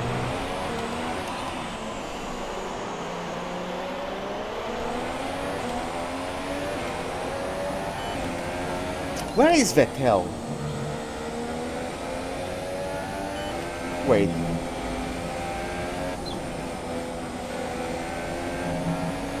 Wait, I need to take a look. Maybe I saw wrong. Maybe that's not Massa. Because I only now remembered that Ferrari has a white rear wing as well. No, that's Massa. Then that's Vettel. Where is Ricciardo? Oh, he's in P7. Oh yeah, I already overtook Ricciardo. Yeah, I forgot for some reason. Yeah, that's Massa, Vettel, Hamilton, and then me. Then Verstappen, Raikkonen, Ricciardo, Esteban Ocon, and Lance Stroll. Then Carlos Sainz closing the top 10. And we'll take this opportunity to show you guys whoever is still racing. So, Jolyon Palmer 11th, followed by Kvyat. Then Valtteri Bottas freshly out of the pit stops with a set of the super softs, followed by my teammate Romain Grosjean. Then Sergio Perez, Nico Hülkenberg, Marcus Ericsson, Stoffel Van Dorn, Fernando Alonso, and Pascal Wehrlein completes the grid. As we are in lap number 15 out of 71. Here at the Mexican Grand Prix, here at the Autódromo Hermanos Rodriguez.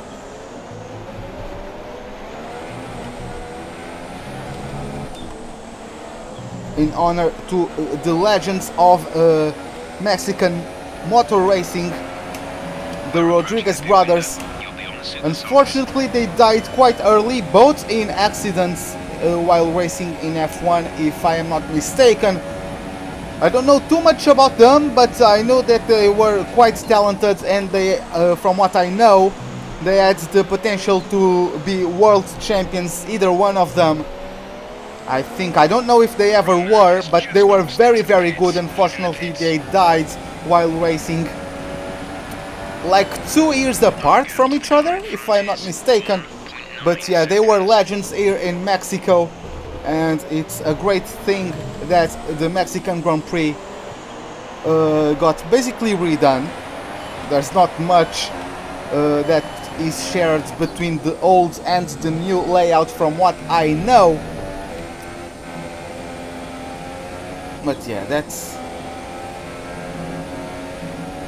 a great homage to two of the greatest drivers ever to sit on the cockpit of an F1 car.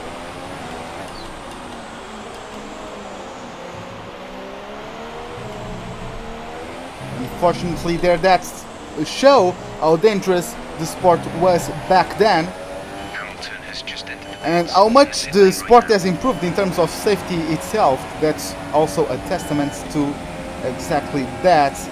As Hamilton is coming to the pits from a set of super softs.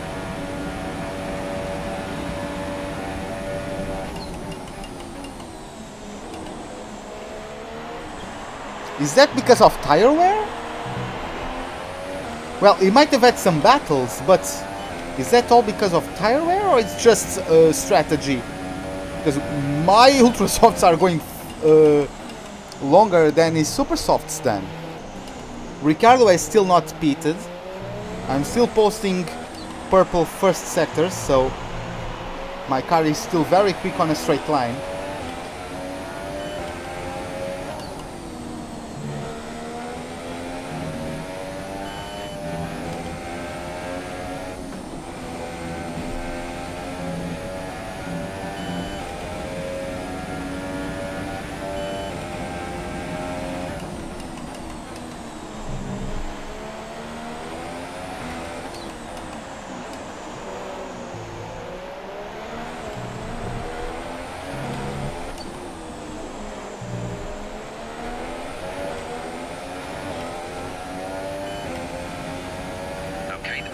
has opened. Pit window now open for you.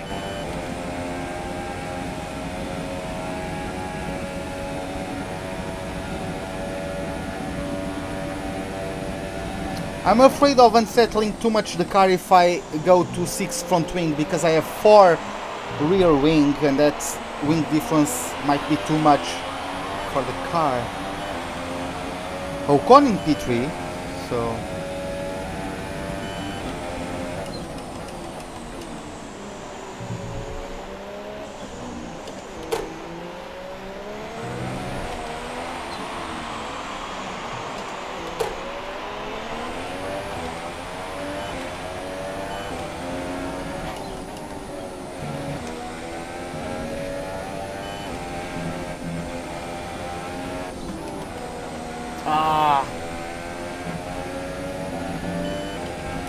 Yeah, when you try to push, the weight of the car is just too much.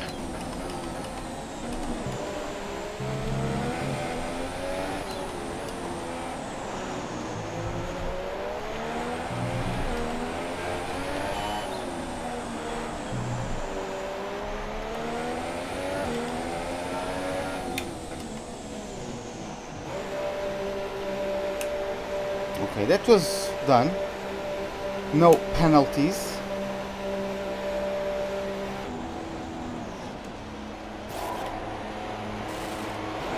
Exit now. 2.4 second pit stop. Vettel is on a set of softs, so he might be taking those to the end, so let's see. Only one stop to go. One stop left. Hey Ruben, welcome to the stream. Oh, we are getting mugged by everyone. Oh, we are on Lean Mix. Oh.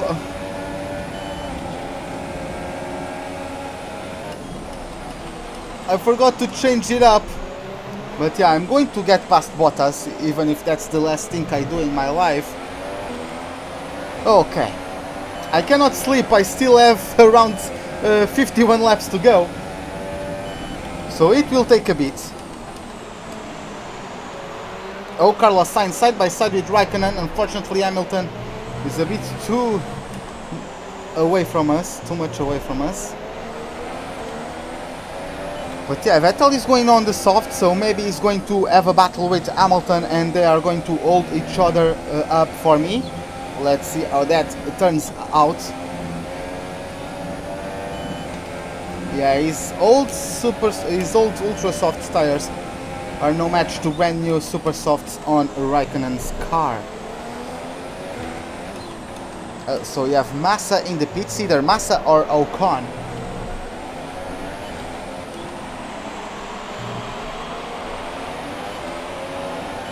Lewis Hamilton with the fastest lap of the race so far. Okay, gap to leader. Yeah, that's Ocon in the pits. Seconds. Massa is just coming out of the pits, he's still in front of me. I'm going to just breeze past Carlos Sainz Jr.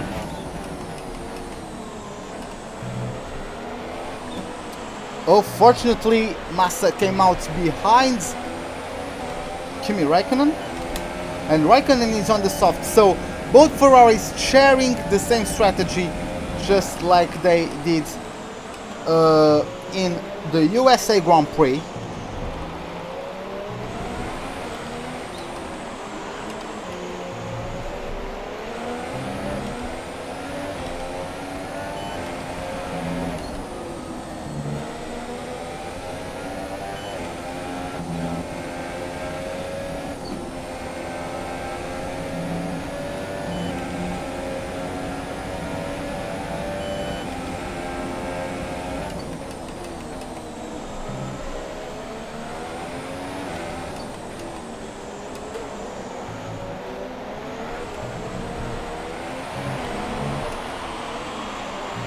Okay, Raikkonen has still not been able to go past Massa. I do not know what compound of tires the Brazilian has fitted to his car. Okay, distance to teammate 19.7 seconds.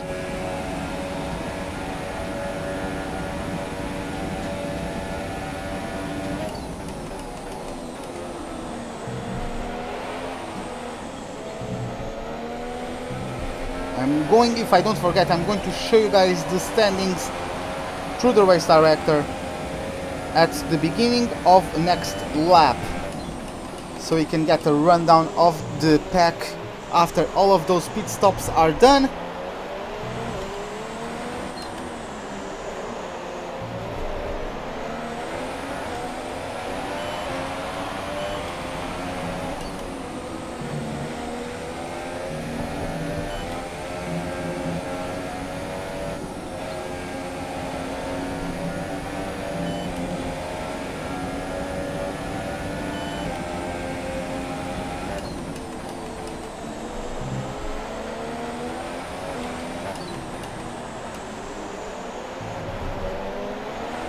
It's also good that I'm actually faster down the straights than most of these guys, because I have to be with a higher fuel load.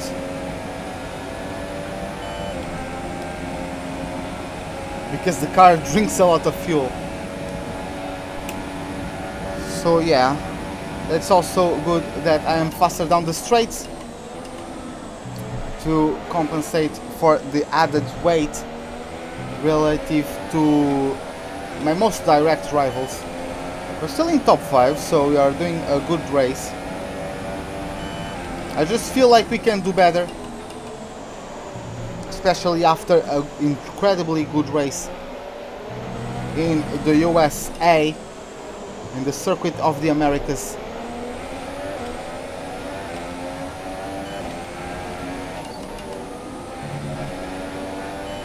Yeah, whatever they lose in the straights. They have some kind of mechanical problem. Last time out it was Valtteri Bottas in the latest stages of the Grand Prix with a mechanical problem.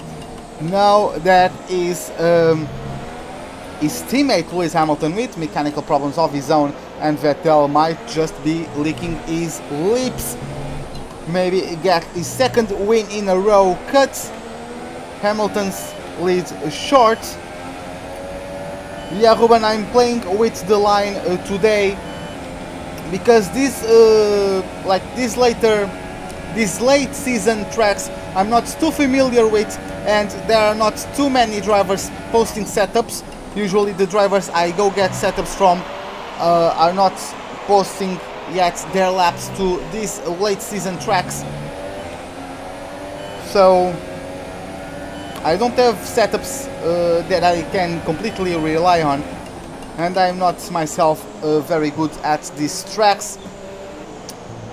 I mean, I am fast in them, but I'm not used to, like, what do I need to alter in the setup to make the car more competitive.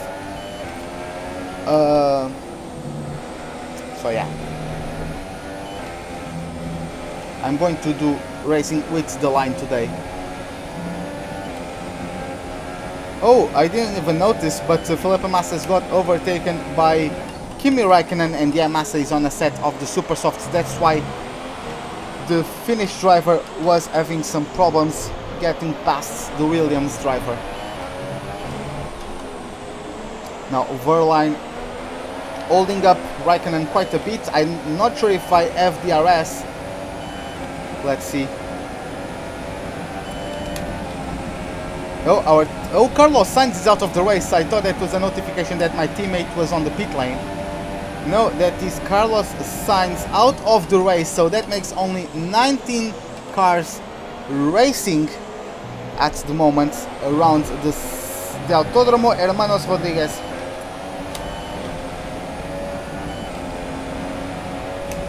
The yellow flags are still out, but there's a lot of escape road through that sector, so I doubt any sort of safety car will be deployed.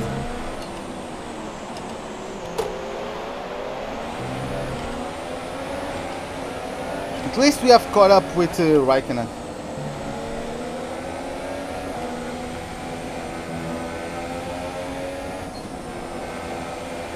Oh yeah, the understeer, it just kills me. Green flag.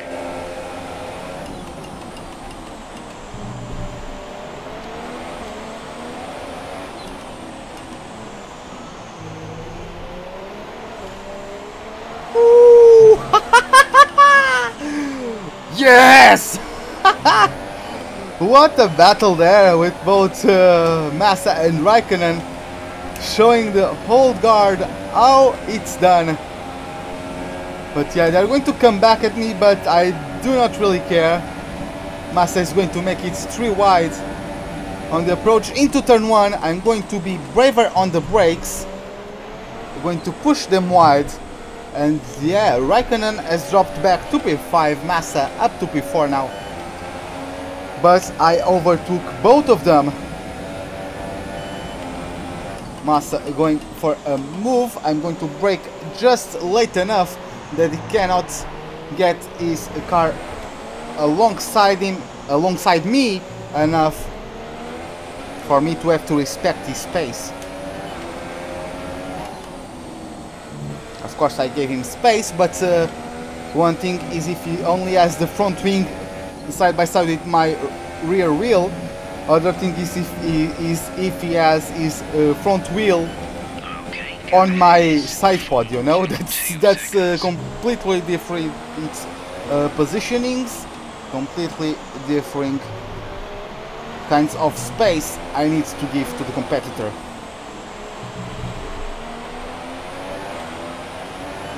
So we are back in the top 3.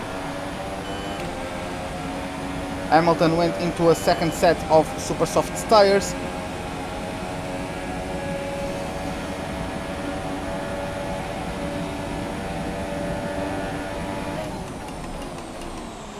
Is Felipe going to the inside? No, he backed off from it.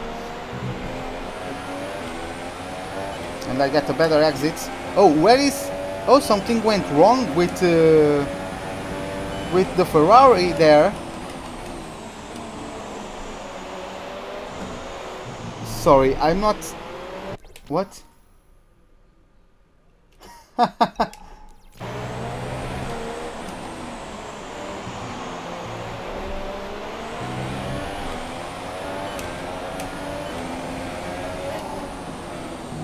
Yeah, so now I really do not need to bottle it. This is well. Looks like I have some pressure on top of me now.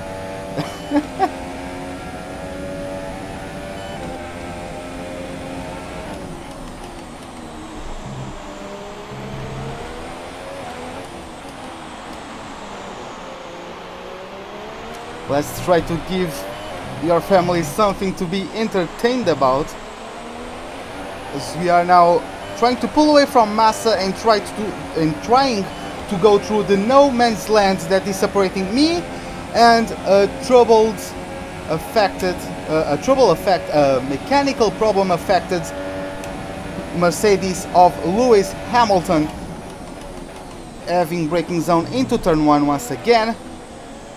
Lap 27 out of 71 here at the Autódromo Hermanos Rodriguez here in Mexico. Pressure. Oh, okay. Accelerating on top of the curbs is always tricky to do, and using that sausage curb on the inside is a good recipe for you to losing the back ends on the exit of the corner. The tires are starting to show the signs of wear, even though I could feel on my wheel the back end stepping out a little bit through those very fast corners. Managed to control it. It's that curb on the inside a little bit too hard. It affected my turn in ability.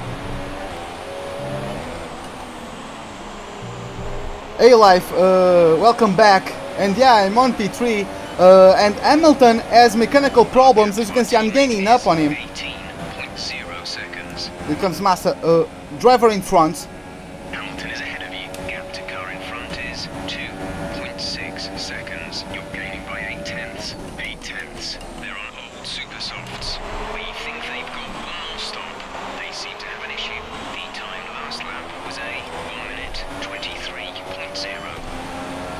Yeah, I'm just going to show you guys the replay of that. That was quite a good battle with Massa. Clean racing, respectful racing, and yeah, the experience of Massa not letting him be too much reckless. But yeah, looks like he had some issue on the exit, but nevertheless, a good sequence of side-by-side racing there.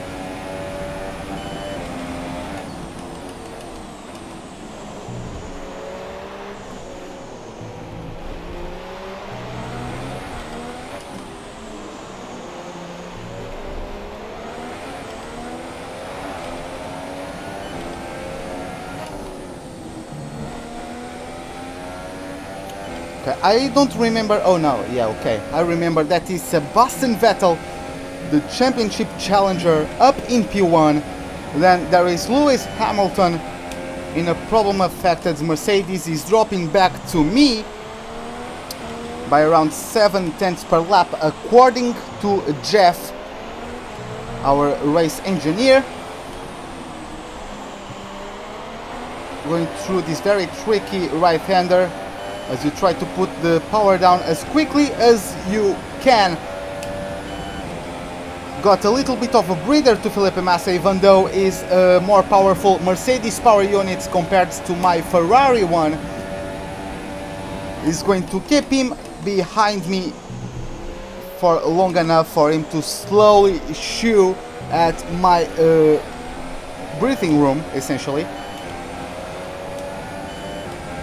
As the backhand steps out there, the tires are not that much worn out. I was just a little bit reckless with my throttle application. Oh, a nice clean exits there. These cars are so much more fun to drive compared to last year's cars. Just the mechanical grip you have on them, it's just amazing. Oh, going a little bit too wide there. No warnings given from track extension. So we are in the clear, even though I wouldn't like to make a repeat out of that too many more times. Now catching up to the 3-time world champion Lewis Hamilton. Unfortunately, he just has to witness me. There's nothing he can do. At least for now. I don't think Jeff... Oh, hey Lucky, welcome to the stream. I'm just going to show you. I have Ultimate AI and I use no assists despite the racing line. Or no assists other than the racing line. Here comes the Brazilian. He was in the lead of the Grand Prix at one point, but then he went into the pits too late compared to his rivals and got undercut. And now finds himself in P4 after a battle with me and Kimi Raikkonen. Hey Dario, welcome once again. Thank you for joining this stream. Hope you enjoyed the race. As you can see, it's going very good, going very well for us at the moment. Despite we starting in last place, we just got a brand new power unit and we figured that we had a good enough of a car to battle for something special. And yeah, we started from last in the grid and we moved our way up into P3. And we are closing in on Hamilton, who has problems with his Mercedes. I don't think he has been able to fix such issues just yet. At least I didn't get notified by Jeff about that. And just in the pace, I don't think he has fixed it. Whew.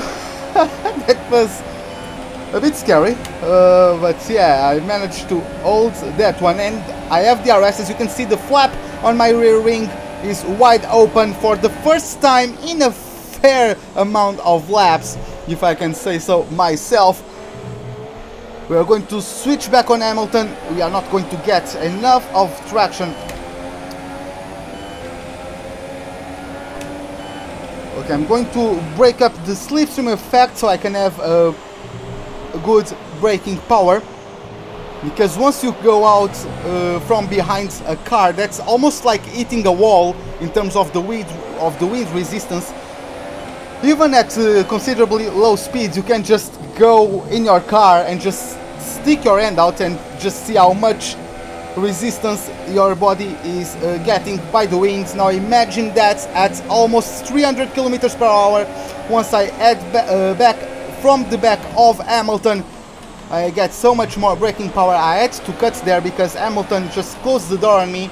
It was a bit of a reckless move to do there, to force anything there, but I just wanted to test the water, see how late Hamilton dares to brake on the approach to that corner. But yeah, now we are going to have the DRS. I'm going to go down to lean mix. As you can see, I have almost half of a lap distance of a deficit in terms of fuel.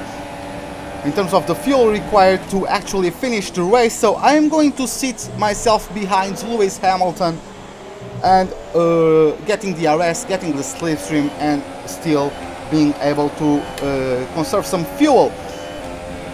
Felipe Massa, though, I need to be wary of him. He must be itching to get past me, because he knows if he gets past me, he has a proper chance at getting past Lewis Hamilton. Yeah, oh, I went into second gear a little bit too soon there. Oh, yeah, I cut the corner a little bit too much. I cannot go full throttle up on that, what's the name, on that curb, otherwise I'll lose the back ends. Hamilton is getting a little bit further away since I was on Limix. I recovered quite a bit of fuel, quite a decent amount. He's still 0.8 away from me, so we'll just keep ourselves here and get ourselves in the RS range. I saw from the corner of my eye a message on my chat. I will look at it soon. Oh, the tire wear is like that. I don't remember at which lap I pitted, but yeah, that's the current amount of tire wear. Maybe Hamilton fixed these issues because he's pulling away again. Maybe we lost our opportunity to overtake him. Let's see. Driver in front. Hamilton ahead. The gap to the car ahead is 1.1 seconds. You're losing around 0.7 a lap. They're on old super softs.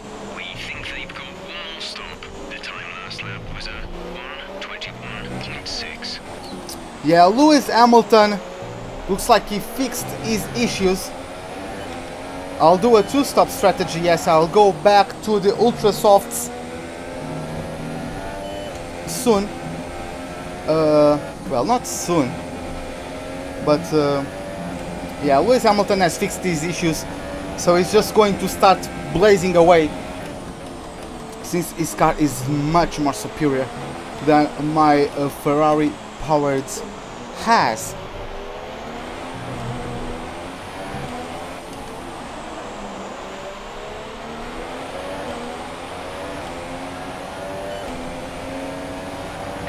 A second a lap faster than you. The gap to teammate is 19.6 seconds. Yeah, Lewis Hamilton is just blazing away now. 1 second quicker than me per lap. That's the power of the Mercedes Works car.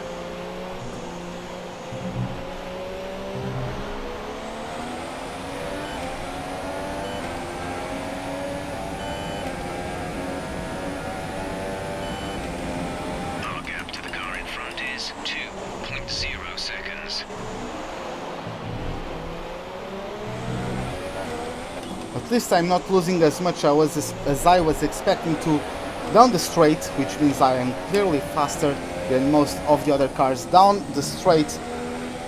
The thing that worries me is especially this second sector.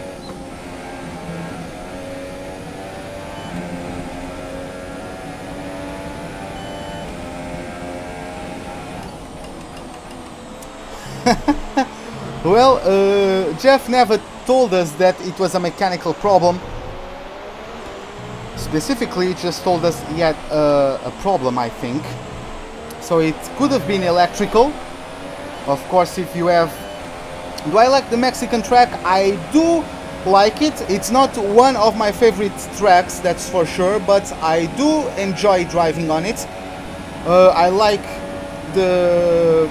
You have to be focused, because some of the corners are quite tricky. There are some quite technical sectors here in the Mexican circuits, which I like a lot, especially the next complex.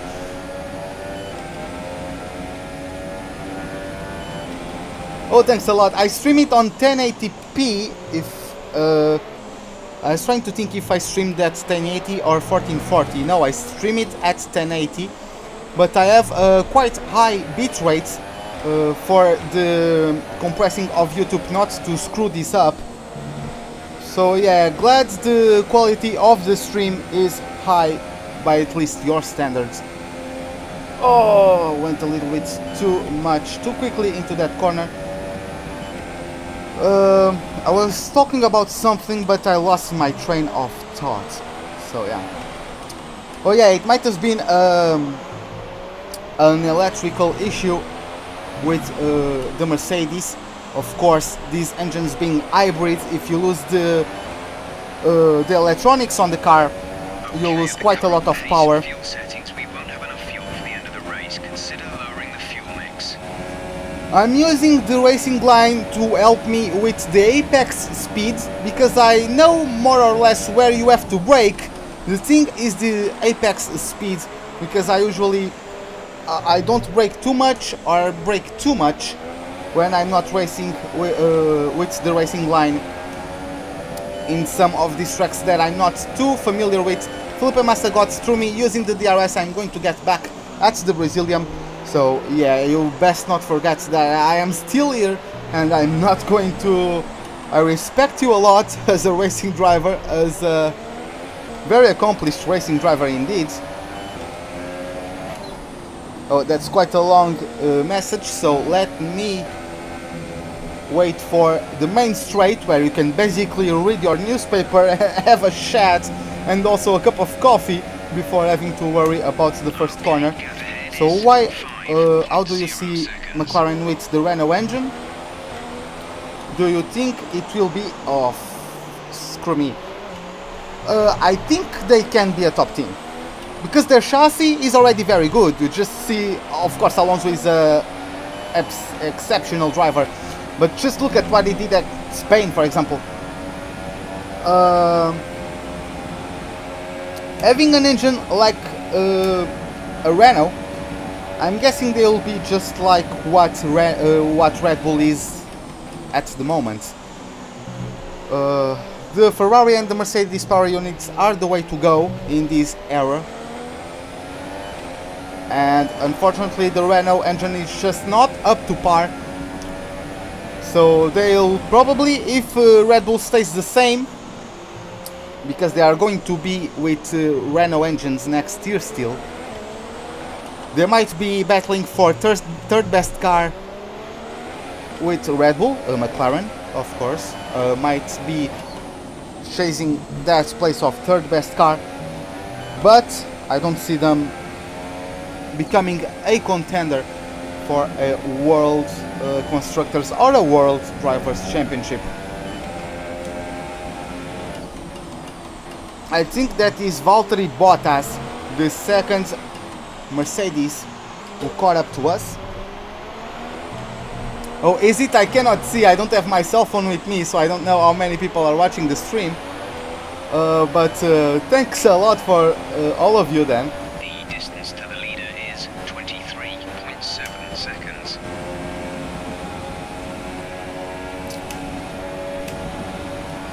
Let's see our fuel.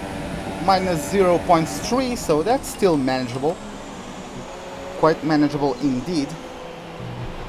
So 38, 41, then 30, so 33 laps remaining here at the Monaco, not Monaco, what the hell am I going on for? Here at the Mexico Grand Prix. 33 laps in which we are going to have some good battles, I am sure of, because Massa and Bottas are going to be licking their lips to get past me. Especially Bottas, because he knows he can get quite a sum of points for the drivers, for the Constructors' Championship. Of course the drivers as well, but he's out of the fight in my opinion. But yeah, I think Mercedes just recently got the leads of the Constructors and is also trying to bounce back from a rather unlucky closing stages of the USA Grand Prix. He had a mechanical issue, he dropped back quite a bit. That's the only way I was able to get myself my first career podium.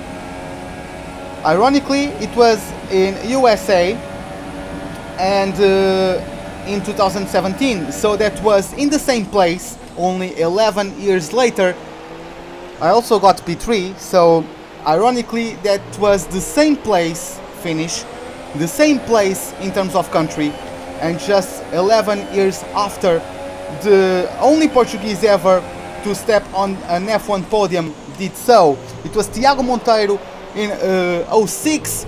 He was driving a Jordan. If you guys know the story of the United States 2006 Grand Prix, only 6 cars started. Only the teams with Bridgestone tires went into the race, and those were the Ferrari, the Jordan and the Minardi. And Thiago Monteiro was best of the rest, and he got himself his only podium by a Portuguese driver in F1.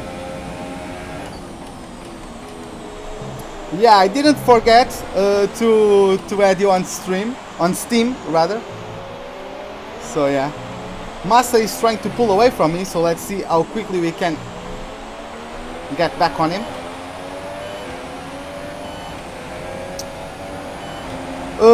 I don't really remember like the exact year, but that's a season where we had like 6 different race winners in the 6 first races. I think that was the year, that's 2012 if I remember correctly. That's also the race where Vettel spun at the beginning of the last race in Brazil, if I remember correctly. No, rather, I think that the spin was in 2013, but the first 6 races being won by 6 different drivers was in 2012. So I think 2012 was my favorite. But yeah, 2013 was right down to the wire there, even though it ended quite on an anti-climax because Paul di Resta had to be in his car. Now that I think about it, it was in a rather similar fashion to what Romain Grosjean did on the formation lap to the Brazilian Grand Prix last year. Him and di Resta spun in basically the same place, only 3 years apart. Oh, the spin was in 2012.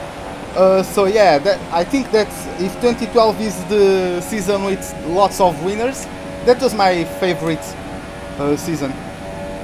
Yeah, that was quite a bit down to the wire, even though we didn't finish racing. We finished the championship behind the safety car. Oh no, that was not the season ender. That was the championship decider. But I think the season ender was Abu Dhabi already. And I think Sebastian Vettel had a crash. He had contact in the first couple of corners, and then he had a puncture, and I think he might have even retired the car because he had his suspension basically very damaged probably. I think he retired the car because he was already the champion. Unless I'm mixing up years, but yeah, I apologize for that. Oh, Brazil and Verstappen, that was quite a show. I will someday, probably, if I find the time for it, I'll probably just do a Eurobeat compilation of the Verstappen's drifts in Brazil. Because also in the drive, Verstappen has had some quite good drift saves. Even in the drive, back on his Toro Rosso days. So 2015, if I'm not wrong about that one.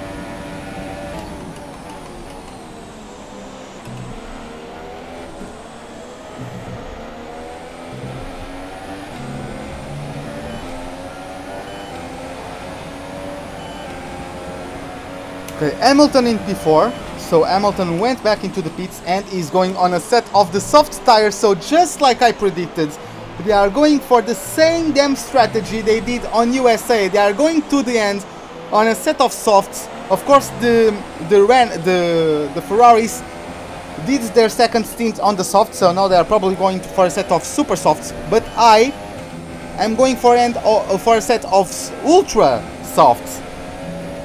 So I'm going to hold on a little bit more. Yeah, he actually did drift in the Toro Rosso and the Red Bull. So you know that's not the driver, that's the driving skill. That's not the car, that's the driver's skill. That's what I meant to say. I think I said that wrong the first time around. Front is 1.6 seconds.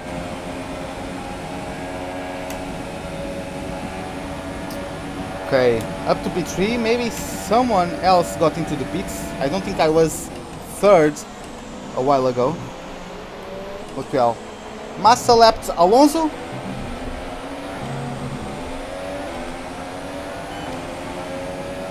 I like Verstappen. I really like him. I don't think he's my favorite driver.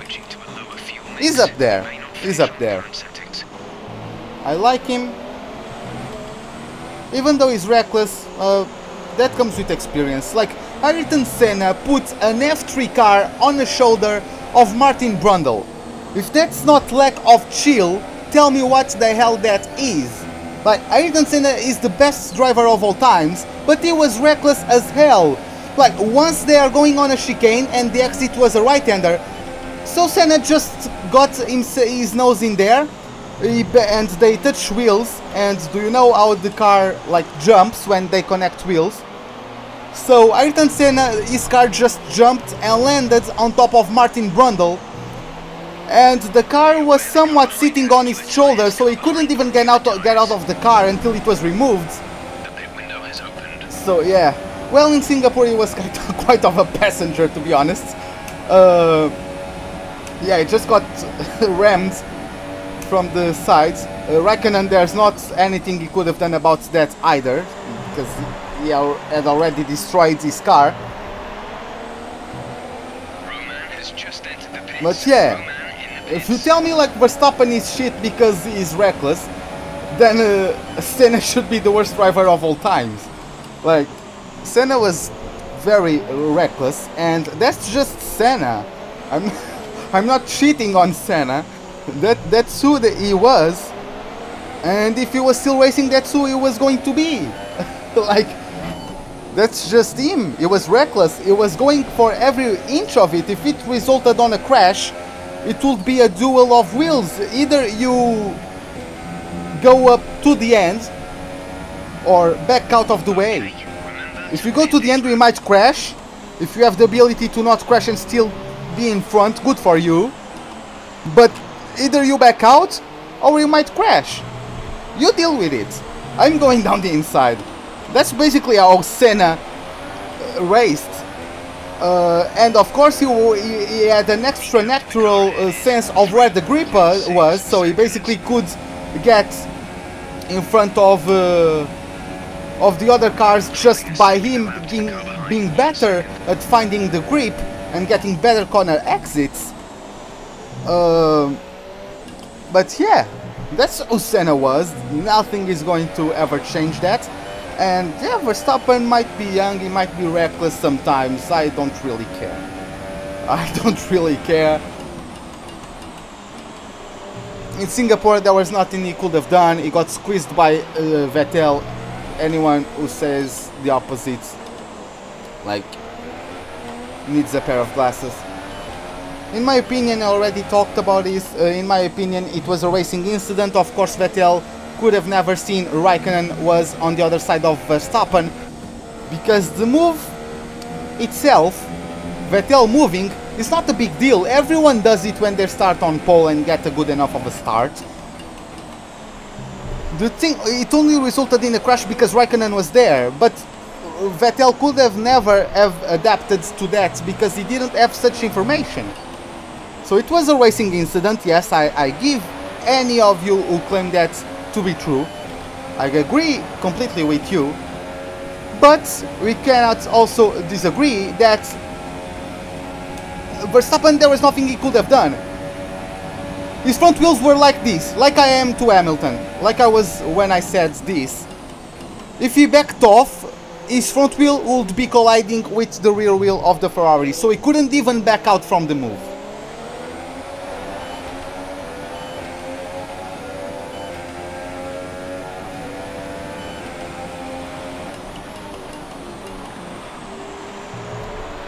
I don't think I am like a Verstappen fan.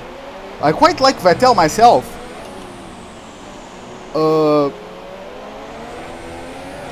But yeah, I think common sense should be used a lot more. But well, let's move on.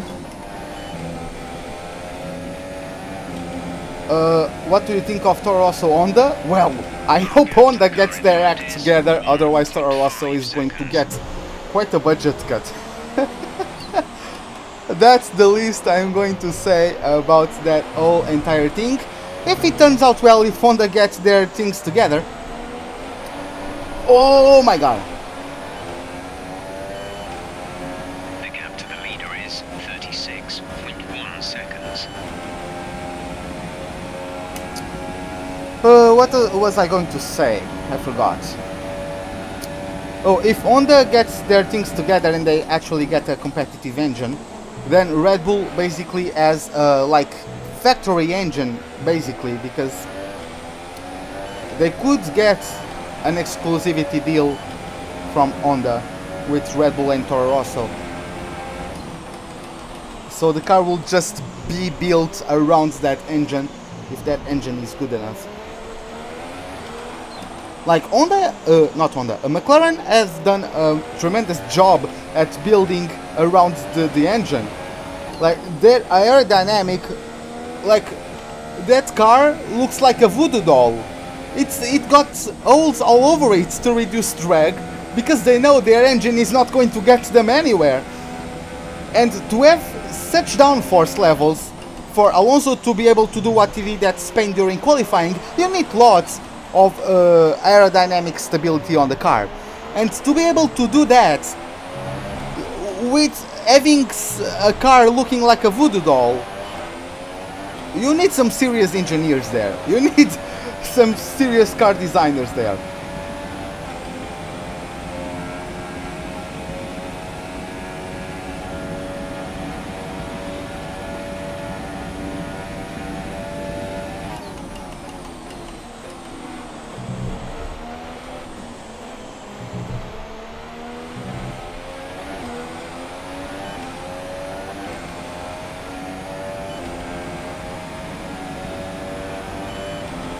As I said earlier, I'm now reading through the chat. I don't really think I have favorites. I like most drivers. I really do like most drivers.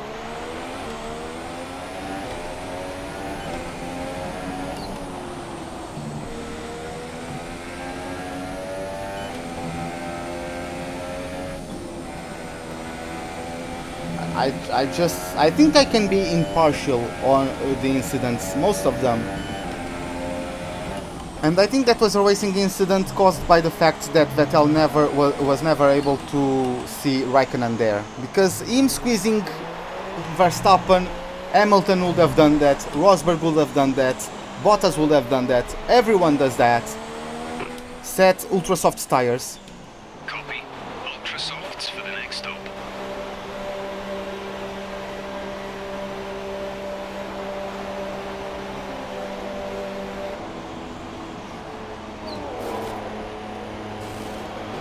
Release.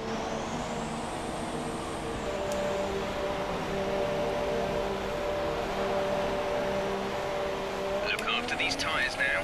We want to finish the race on this compound. Okay. So after that little bit of a rant, we got undercut massively by lots of other drivers, but they're all on heavy, soft tires. And I have very fresh, very soft, ultra soft tires. Of course they are very soft, but there are 2 degrees of softness between the ultra softs and the softs, and that's going to help me be faster in the corners. I'm already faster in the straights than some of those guys because I have a very low downforce setup. But that might help me be faster down the corners than all of those guys, and that will be the perfect package, basically. So yeah, now let's get onto sweat mode. Let's get back on our tryhard pants, and let's see where we can end up.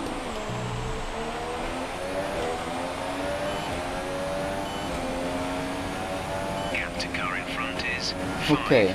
5.5 seconds. We have 5.5 seconds to work with up to Ricciardo. So let's see where we go on from here as we have 21 laps to go.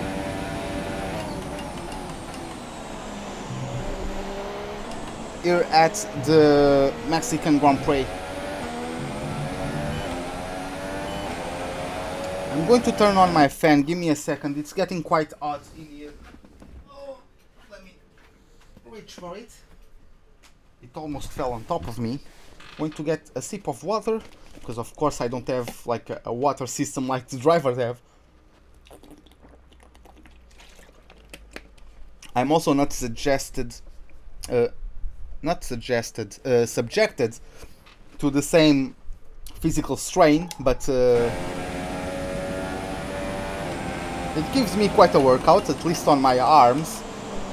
Purple first sector, so yes, you can see that I'm very fast in a straight line. There are only the other two, what are the name? The other two sectors where I lose out a little bit.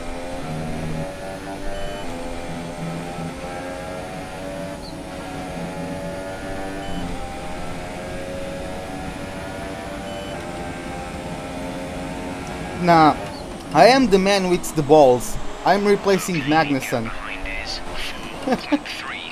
You don't get anyone as ballsy as me.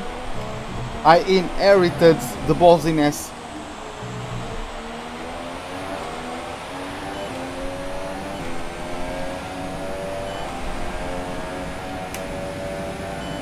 And yeah, I just beat Hülkenberg in terms of my rivalry, so you all know how that means.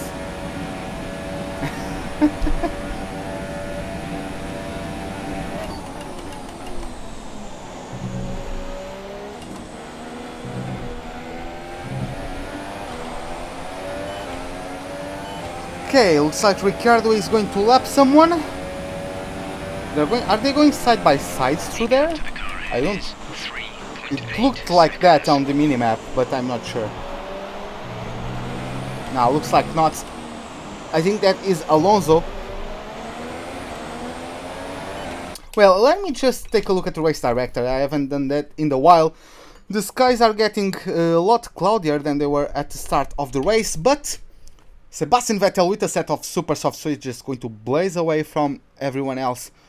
So great strategy from those guys. Well, Vettel is in the lead, followed by Lewis Hamilton and Valtteri Bottas, with Felipe Massa still holding onto a top 5 finish possibility. Then Max Verstappen, Daniel Ricciardo, then me, Sergio Perez, not Esteban Ocon, but Romain Grosjean, followed by his fellow Frenchman Esteban Ocon closing the top 10.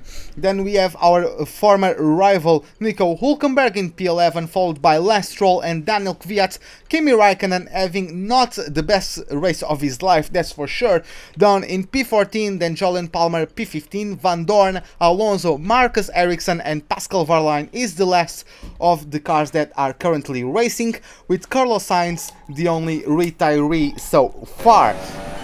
As we have 20 laps to go in the Mexican Grand Prix, and we are chasing Ricciardo. Oh, there goes the back end. Oh, sorry, that's a big... Okay, Honda should look in the face of change of regulation in the season 21. As Mercedes, I work on the engine 3 or 4 weeks before started the hybrid era in Formula 1. I agree. The thing with Mercedes is that they knew they were stable enough to be able to get results done and still be working on the next era of engines. Honda still has a lot of job to do in the current era, so that's a quite harder task to do when you are not getting anything done,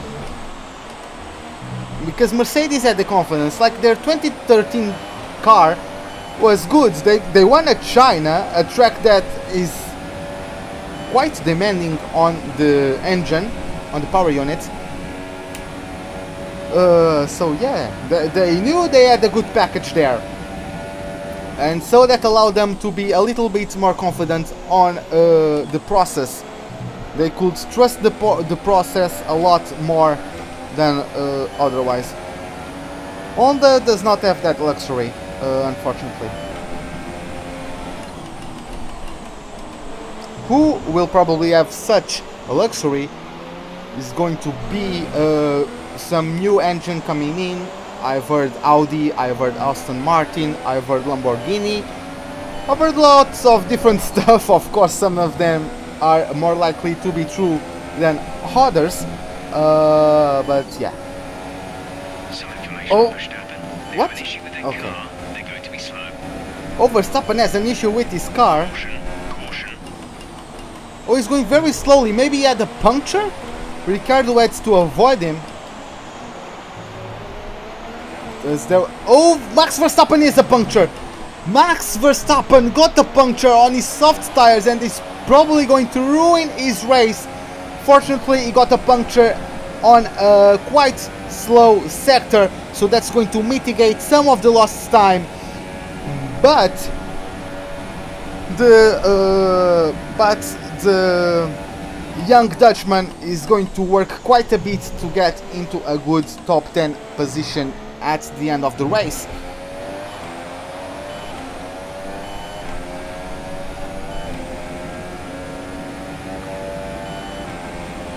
Our gap to the car in front is 2.4 seconds.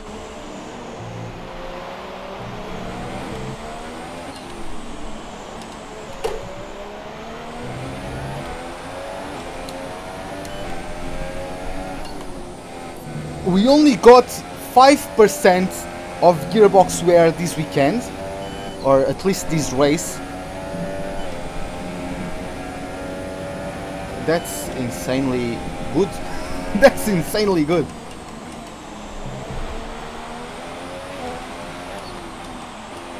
So we are catching up with Ricardo at quite a rate of knots at the moment.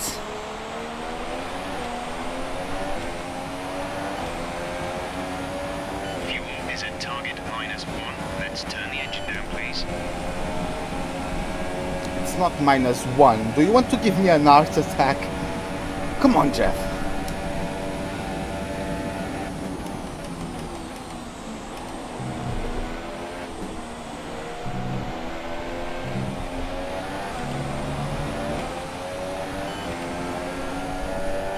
There's someone going side by side with Van Dorn. I think that's Perez. Oh, I corner cut that thing quite a bit. I hit that sausage curb a little bit too hard as well. 4 seconds.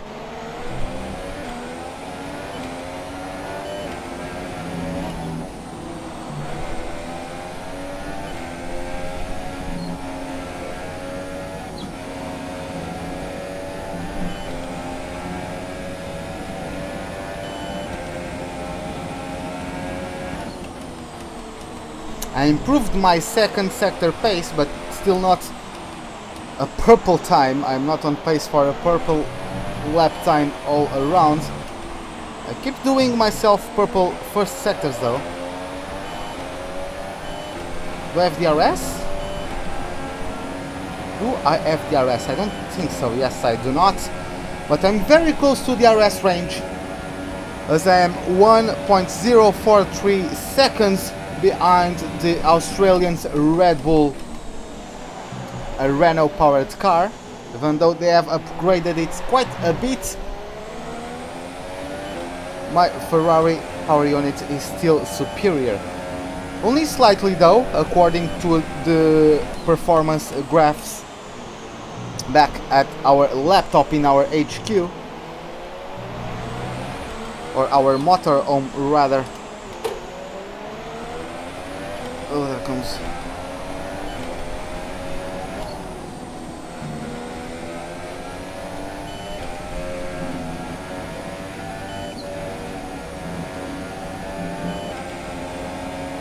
I would like to get a top 5 finish. At least. Even though I have faith that we can catch up to the guys in front. Even though the pace advantage is maybe going to disappear soon, I do not know how soon it is going to be, but just having the softer tires can be quite an advantage.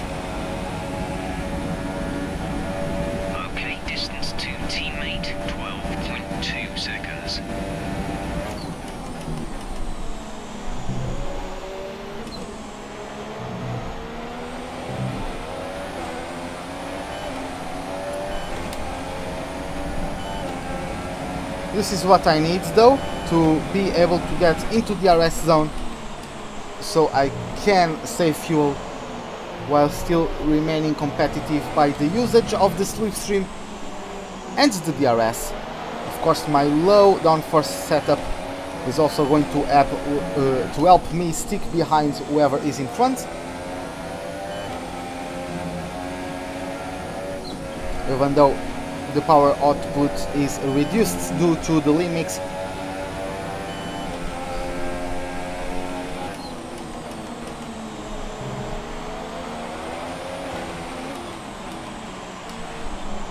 The gap to the car behind is 9.0 seconds.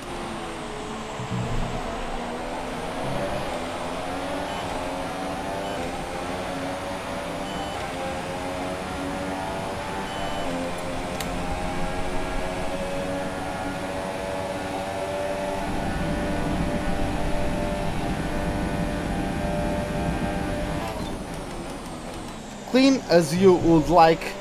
We got ourselves past the Australian. Up to the top 5 we are. Now let's just worry about pulling away. Okay, gap ahead is 8.4 seconds.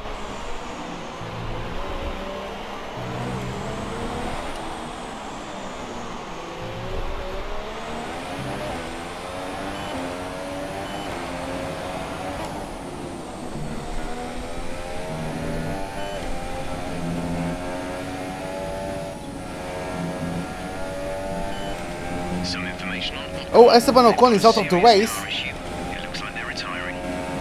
Okay, so not the best end to the Frenchman's race. He was holding on to the last points position finish before Verstappen's problem, so he might be he was probably holding P9. I don't think the safety car is going to be deployed since the runoff areas in this circuit are quite wide.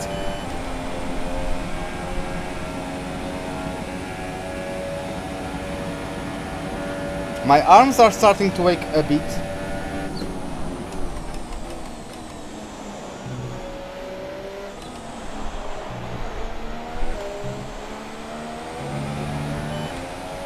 Oh, once again, just like in the USA race, Massa. Oh, that's the safety. Oh, okay, that's the yellow flag for Ocon. He's beached quite close to the track though. But yeah.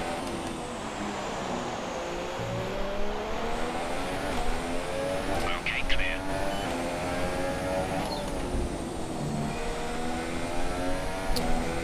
So let's check the gap to Massa. My door was opened for some reason. No, Stoffel Van Dorn is out of the race. Okay, might that be now a time for the safety car? Maybe, maybe. Come on, Charlie Whitening. Come on, Charlie. Charlie bit me, and that really hurt. That's the worst impression ever, but yeah.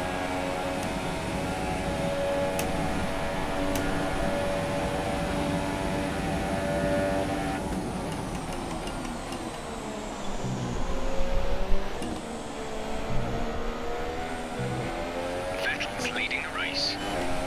Oh, there's no problem, Knight. We are still having a good race. We are catching up Felipe Massa, who is doing a very good race. You might enjoy that. Stoffel Van Dorn retired in the exact same place as Ocon. That's a bit funny, at least for me.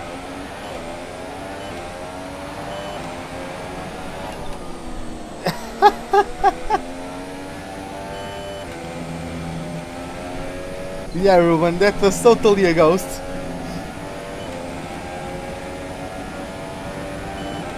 Gap to car in front is 8.1 seconds.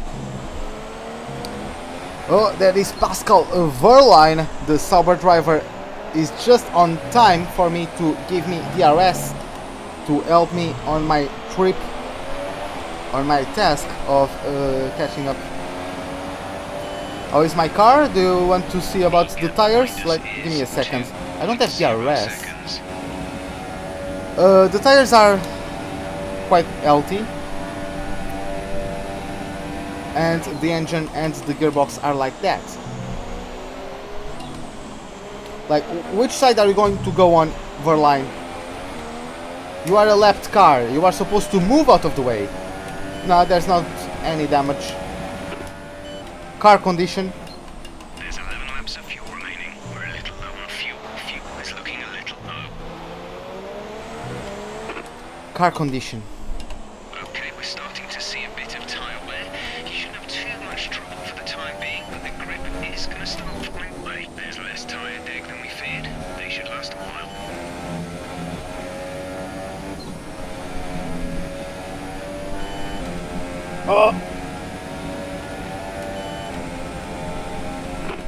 Weather forecast.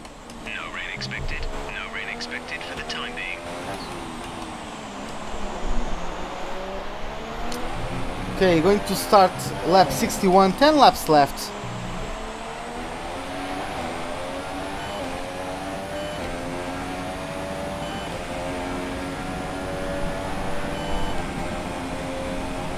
We already got 2.5 seconds to Ricciardo.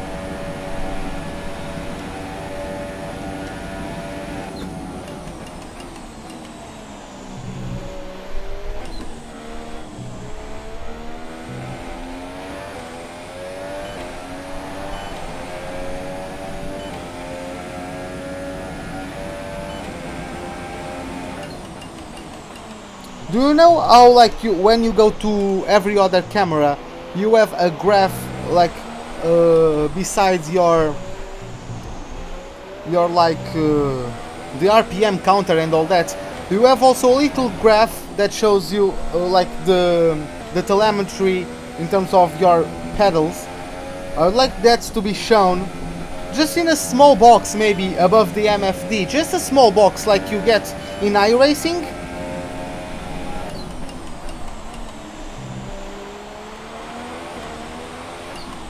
Oh yeah, Baku is quite a tricky track, so be sure to practice a lot on it. 8 laps to man. Driver in front. Nasser is ahead of you. The gap to the car ahead is 8.5 seconds. You're dropping back by around 0.2 each lap. They're on old super softs. The time last lap was a 1:20.7. So okay, looks like Felipe Massa is currently faster than me.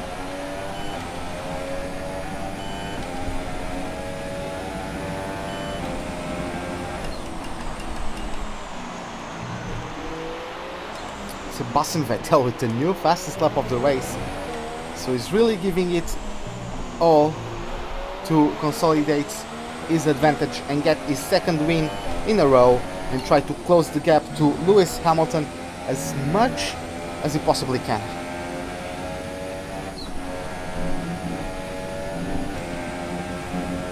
By the way, Ruben, a better word to use would be focus. Concentrate in English is mostly used, as far as I'm aware, is mostly used in terms of the concentration of, for example, salt in a liquid.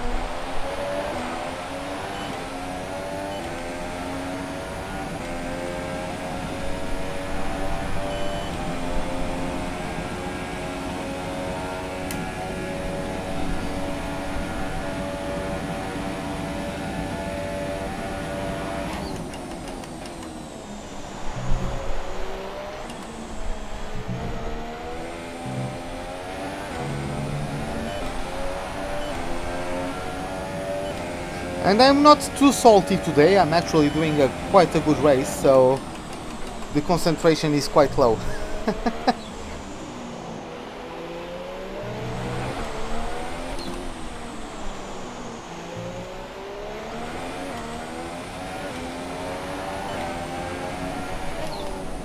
I think Massa is still pulling away from me, but let's see.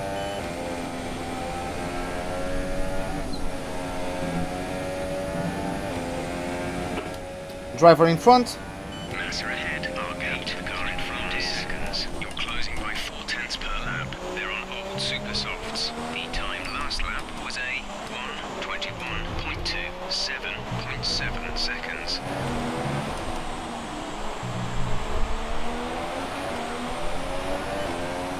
Async Knight. Yes, it is Knight. That's how you say.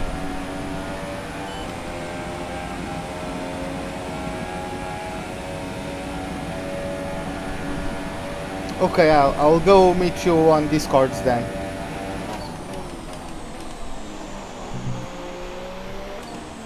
I didn't see the gap at the end of the last lap. Let's see how the gap is to Massa at the end of this first sector. So we have around 7 laps to go, maybe 6 laps to go. My mental maths are starting to fail me a little bit. I'm a little bit tired, I must say. I already had, this is my second race. I already did on stream the practice qualifying and race for the USA Grand Prix. And now I just did the practice qualifying and I'm doing the race for the Mexico Grand Prix. So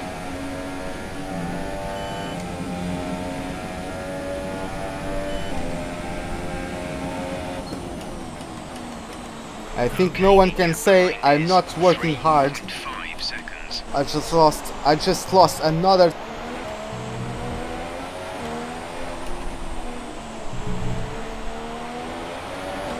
Oh, I have a Discord that I could like get you guys to. I have my own server, but this is like the Discord of a few friends.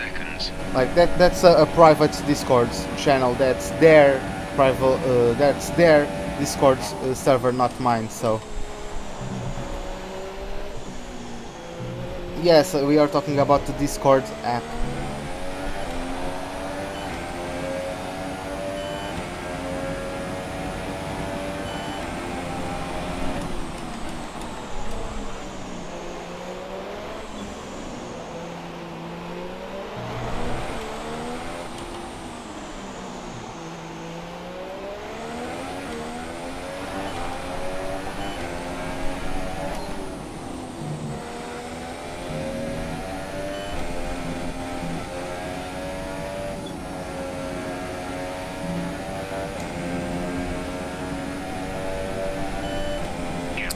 Oh, Massa overtook Bottas. 3 seconds. Massa is on the way to a podium. Driver in front. The gap to the car ahead is Bottas is ahead of me 8.3 seconds. They're on old softs. The time last lap was a 1:20.9.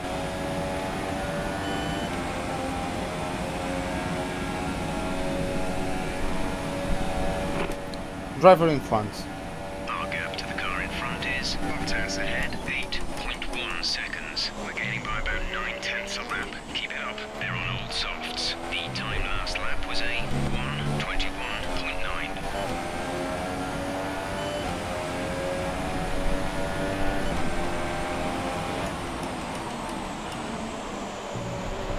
Our gap behind is 3.6 seconds.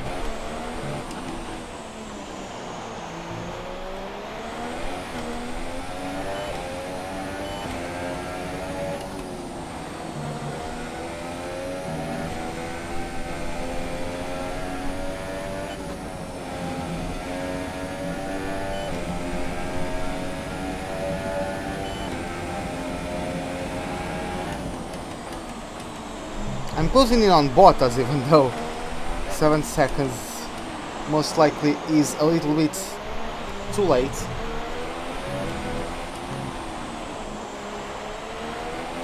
There's 4 laps of fuel remaining.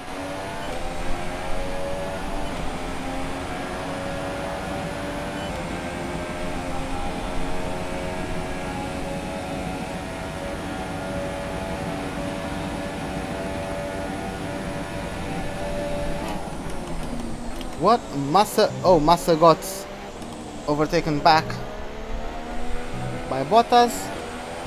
And Bottas has soft tires fitted onto his car. Massa has a set of super softs. So those two are battling. That means I can start closing in on him. 7.2 seconds is the gap to the Brazilian.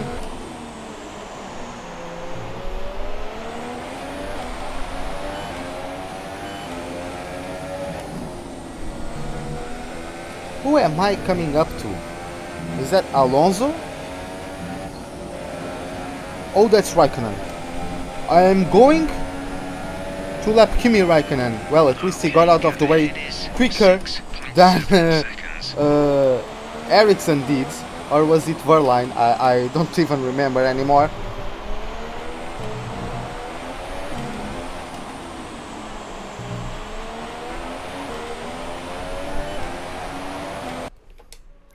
What happened?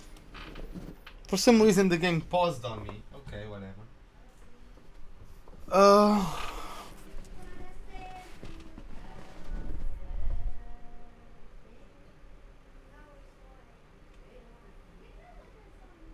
Well, yeah, that would be a good union. Honda has the Indy experience, even though they are the only other engine supplier apart from Chevrolet. They have good engines in Indy, but as we saw with Alonso, they have the quickest engines, but the least reliable engines. So yeah, it's all about reliability. They just haven't found a formula that works for them. Unfortunately, they just basically don't know how to do engines that are competitive in F1.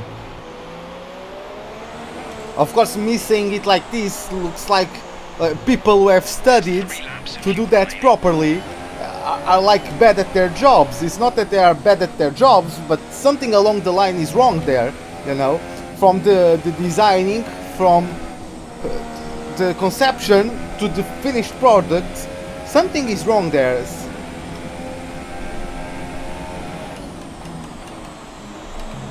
Maybe it's just nothing like technically in terms of the building of the engines themselves, but maybe something in terms of their philosophy or how to get things done, or like their ideas, how to make things work, how to make the combustion work, how to make the MGUK deploy its power, you know. Maybe something on the way they try to approach those processes is not the best. Something is going on there.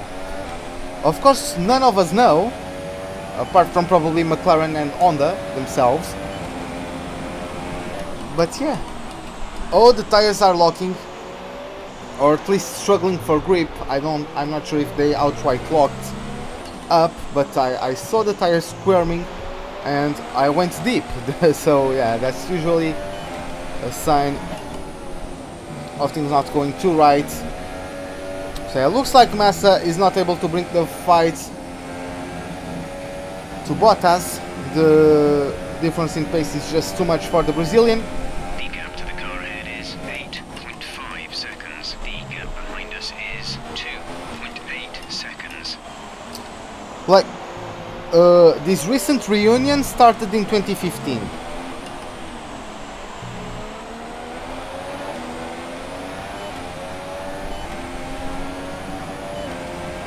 And since 2015 they never got their act together. Like, they made lots of improvements from 2015. They made lots of improvements in 2016 compared to 2015. But then for this year they tried to go like back from scratch, using what they learned to create an entirely new engine, an entirely new blueprint of what their engine looks like, using the lessons they learned. And they only did worse. They didn't build up on that base, because apparently the foundation was good, because they improved in 2016. But yeah, this is the beginning of the last lap. Soon we are going to have Sebastian Vettel, I am betting, crowned the winner of the 2017 Mexican Grand Prix.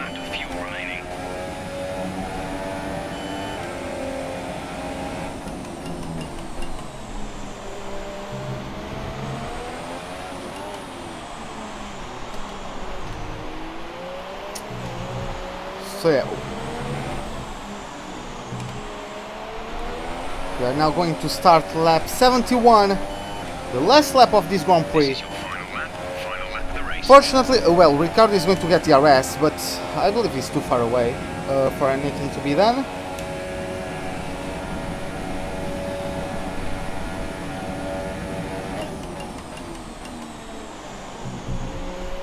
They can improve, but they are going to need to improve alongside Toro Rosso because they are not going to be partnered.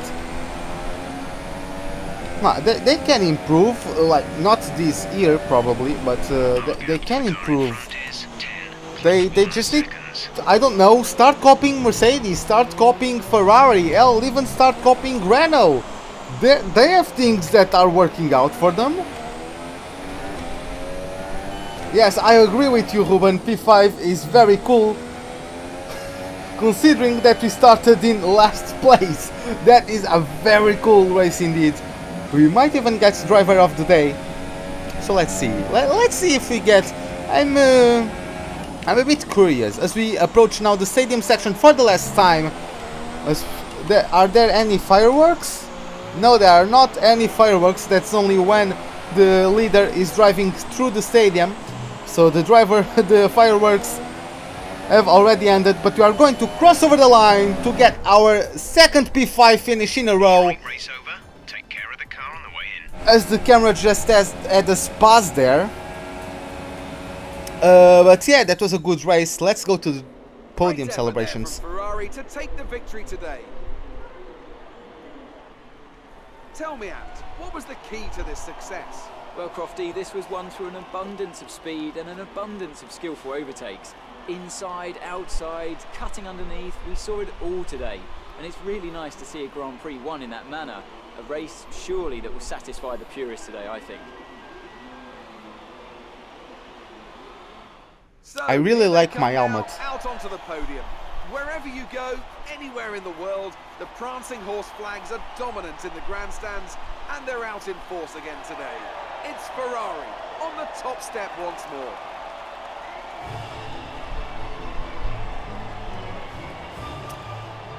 That is true. Oh, we had a glitch with the spray there, but okay. Although that is true, I must also point out that their last union between McLaren Renault was not good. It's time to see how this result affects the Drivers' Championship. Well, the gap at the top of the championship has been cut down after a difficult race today for our championship leader. Now then, Anthony Davidson, who was your driver of the day? Today, I think I'll give it to the Haas driver. They pushed and found some fantastic performance. It was just a pleasure to watch. On to the constructors then. Mercedes have extended their lead at the top of the standings. Well, what a weekend that has been. Please join us next time for another thrilling installment of this Formula One season. So yeah, I think from what I know, during like, what was it? Maybe Nelson Piquet time, Senna's time, I think I mean, maybe after. I'm probably wrong, yeah, because that was the McLaren Honda. But later they went on to the McLaren Renault, and that was very bad for them. That was very bad. They had reliability issues like throughout the entire partnership, if I know, because I wasn't born back there, but from what I know, it was not a good partnership. I'm confident that this time around it will be a good partnership because they have the resources to be good with their Renault engines. But yeah, moving on to this race, Williams and Force India are 50. Oh, okay, they are 50 points apart. For some reason, the first time I looked, it looked like 150 points for both of them. But okay, they are only 50 points apart, 8 points behind me with that Massa finish, even though me and Grosjean finished in the points. I'm not sure. We cut the gap short to Perez to only 3 points now. And we are only 8 points behind Grosjean. No, 18 points behind Grosjean, 10 points behind Verstappen. So that is good. And yeah, let's move. Yeah, Grosjean got P9. So let's move onto our motorhome. Yeah, invite. As a good car, it has a good engine. So maybe you can get, if you can get promoted to us, that would be good. Well, thanks a lot, Knight. That was... I started from last, really, and to come up... I was in second at one point, but then the pace of the other cars just blew past me. But nevertheless, that was a great race, in my opinion. 896 points is our sum at the moment, and we are just blowing the scale. Ferrari and Williams do not like me that much, probably because we had some squabbles with them, we had some wheel banging probably, so that's probably why they don't like us too much. Even though Ferrari, our likability within Ferrari should be through the roof, because we have a partnership, right? Haas and Ferrari have some kind of partnership, from my understanding. Red Bull loves me. Red Bull just loves me, outright loves me.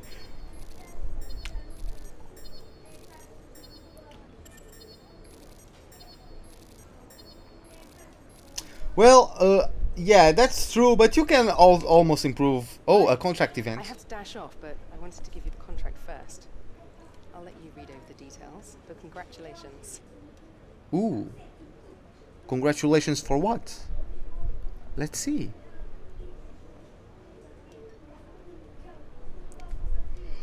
Dear Ruben, your performance on and off the track has been exceptional. Senior management have decided to promote you to first driver. Yeah! Yes, yes, yes, and yes again. Oh yeah, that was great. We get promoted to first driver. We expect what? I never read that word before. Exemplary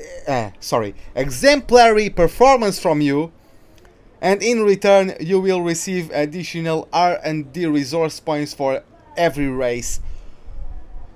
Oh, that's great. We look forward to our continued success, and signed by the Haas F1 team. So we are going to get this beautiful view. The race is long over, but we are still getting lots of fans. Why are not some of these flags Portuguese? Codemasters should reserve some of those flags to the nationality of the driver you are.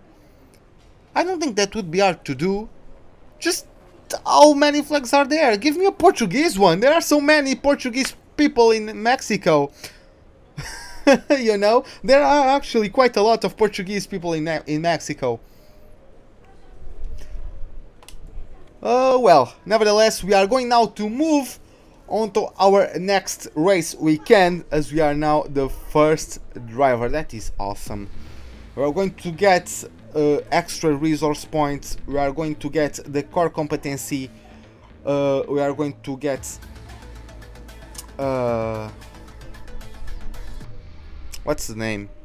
I forgot what I was going to say, as I just read Big Dog message. You are very true in that. The good thing is that we are going to see McLaren in the front. Oh, our upgrade pace is looking solid right now, but I do think we need to push harder if we want to stay competitive. Here's the report. okay, so yeah, just concluding that point. Yes, I believe that is correct. Even though McLaren in the front posts, it means it depends on your what's the word? I forgot the word, but it's like your standards for front posts, because I believe they are going to be fighting for third best car with Red Bull. They will be joining Red Bull in that sort of no man's land between Force India and the top two teams. But let's see how that goes. Thank you, Knight. Thanks a lot, man. Thanks a lot for sharing the video. I appreciate your support. But as you can see, we got information from our engineer, and I forgot his name. I think it's Mark. But yeah, we are just that white line there, because apparently we are expected to be with Renault and all those guys, but we have already gone past him. So yeah, let's go to the laptop. We are... Is that a visual bug? We are right in São Paulo. Like the distance, it might be just because there's no way this is the much the people are so dark. This is a visual glitch. Like those guys are pitch black. What the hell is going on? What's the? We did not have spray in the podium celebrations. Now we have this. Okay. Well, I guess this is the game telling me it's time to finish off with racing today. Mixed conditions on track, so we are going to get rain during the weekend, and knowing Brazil, it can really rain a lot during this time of the year. We are freshly promoted to first driver. One thing I wanted to show you was about those core competencies. As you can see, first driver bonus. We are getting to we get to get more resource points percentage if we get first driver status. So we are going to get 5% of resource points added to our score every race or every weekend after we get the first race done as a first driver. So yeah, this is that's good. That feels good. That feels great, actually. Yeah, only 2 races to go. We have 2 power units considerably healthy to work with. As you can see, I'm going to show you the 4th and the 5th. You can see the wear and the track time on the bottom right hand side of your screens. And yeah, those are very healthy indeed. So yeah, just reading what B-Dog has to say. Ferrari do not know if they will be there, since in 2015 they were the 2nd team, and in 2016 they did not get good results. Yes, they did not get good results for what they were expecting. They were actually overtaken by Red Bull midway through the season. But let's see. Can you win any race of the season? Let's see. There are only 2 races remaining. Brazil and Abu Dhabi. So let's see. Maybe something chaotic might happen. The Autódromo José Carlos Pache has quite a lot of you need quite a lot of downforce on it. Very fast corners, very quite a lot of traction zones. So you need to get good stability on the car. You need good launch from every single corner, and for that you need to be able to rely on the mechanical grip of the car. You need good aerodynamics to stick the car to the road, and that might be a field where we lack a little bit. Even though we have been improving our car in the aerodynamics department, let's see. I believe that after the Brazilian Grand Prix we can get another rear downforce upgrade. And yeah, we are still the 3rd worst team in terms of the aerodynamics, 3rd worst in the chassis, and in the powertrain we are only behind Ferrari, and the top 3 are of course the Williams powered teams. So yeah, this is going to be it for today's live stream. Hope you guys enjoyed it. If you did, give me a like button. If you did not, as always, the dislike button is right beside it. If you feel I am worth your time, you know, this is my 1st season. If you feel like I am worth your time, subscribe. Hit the bell icon for notifications of my live streams. Hope to see you guys tomorrow in the next race. I'm not sure if I will have the time to get another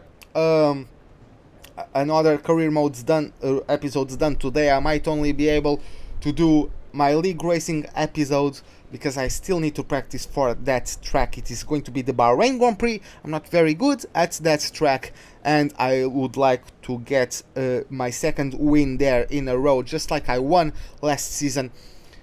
So that is it. Hope to see you guys there, and have a wonderful day. Goodbye.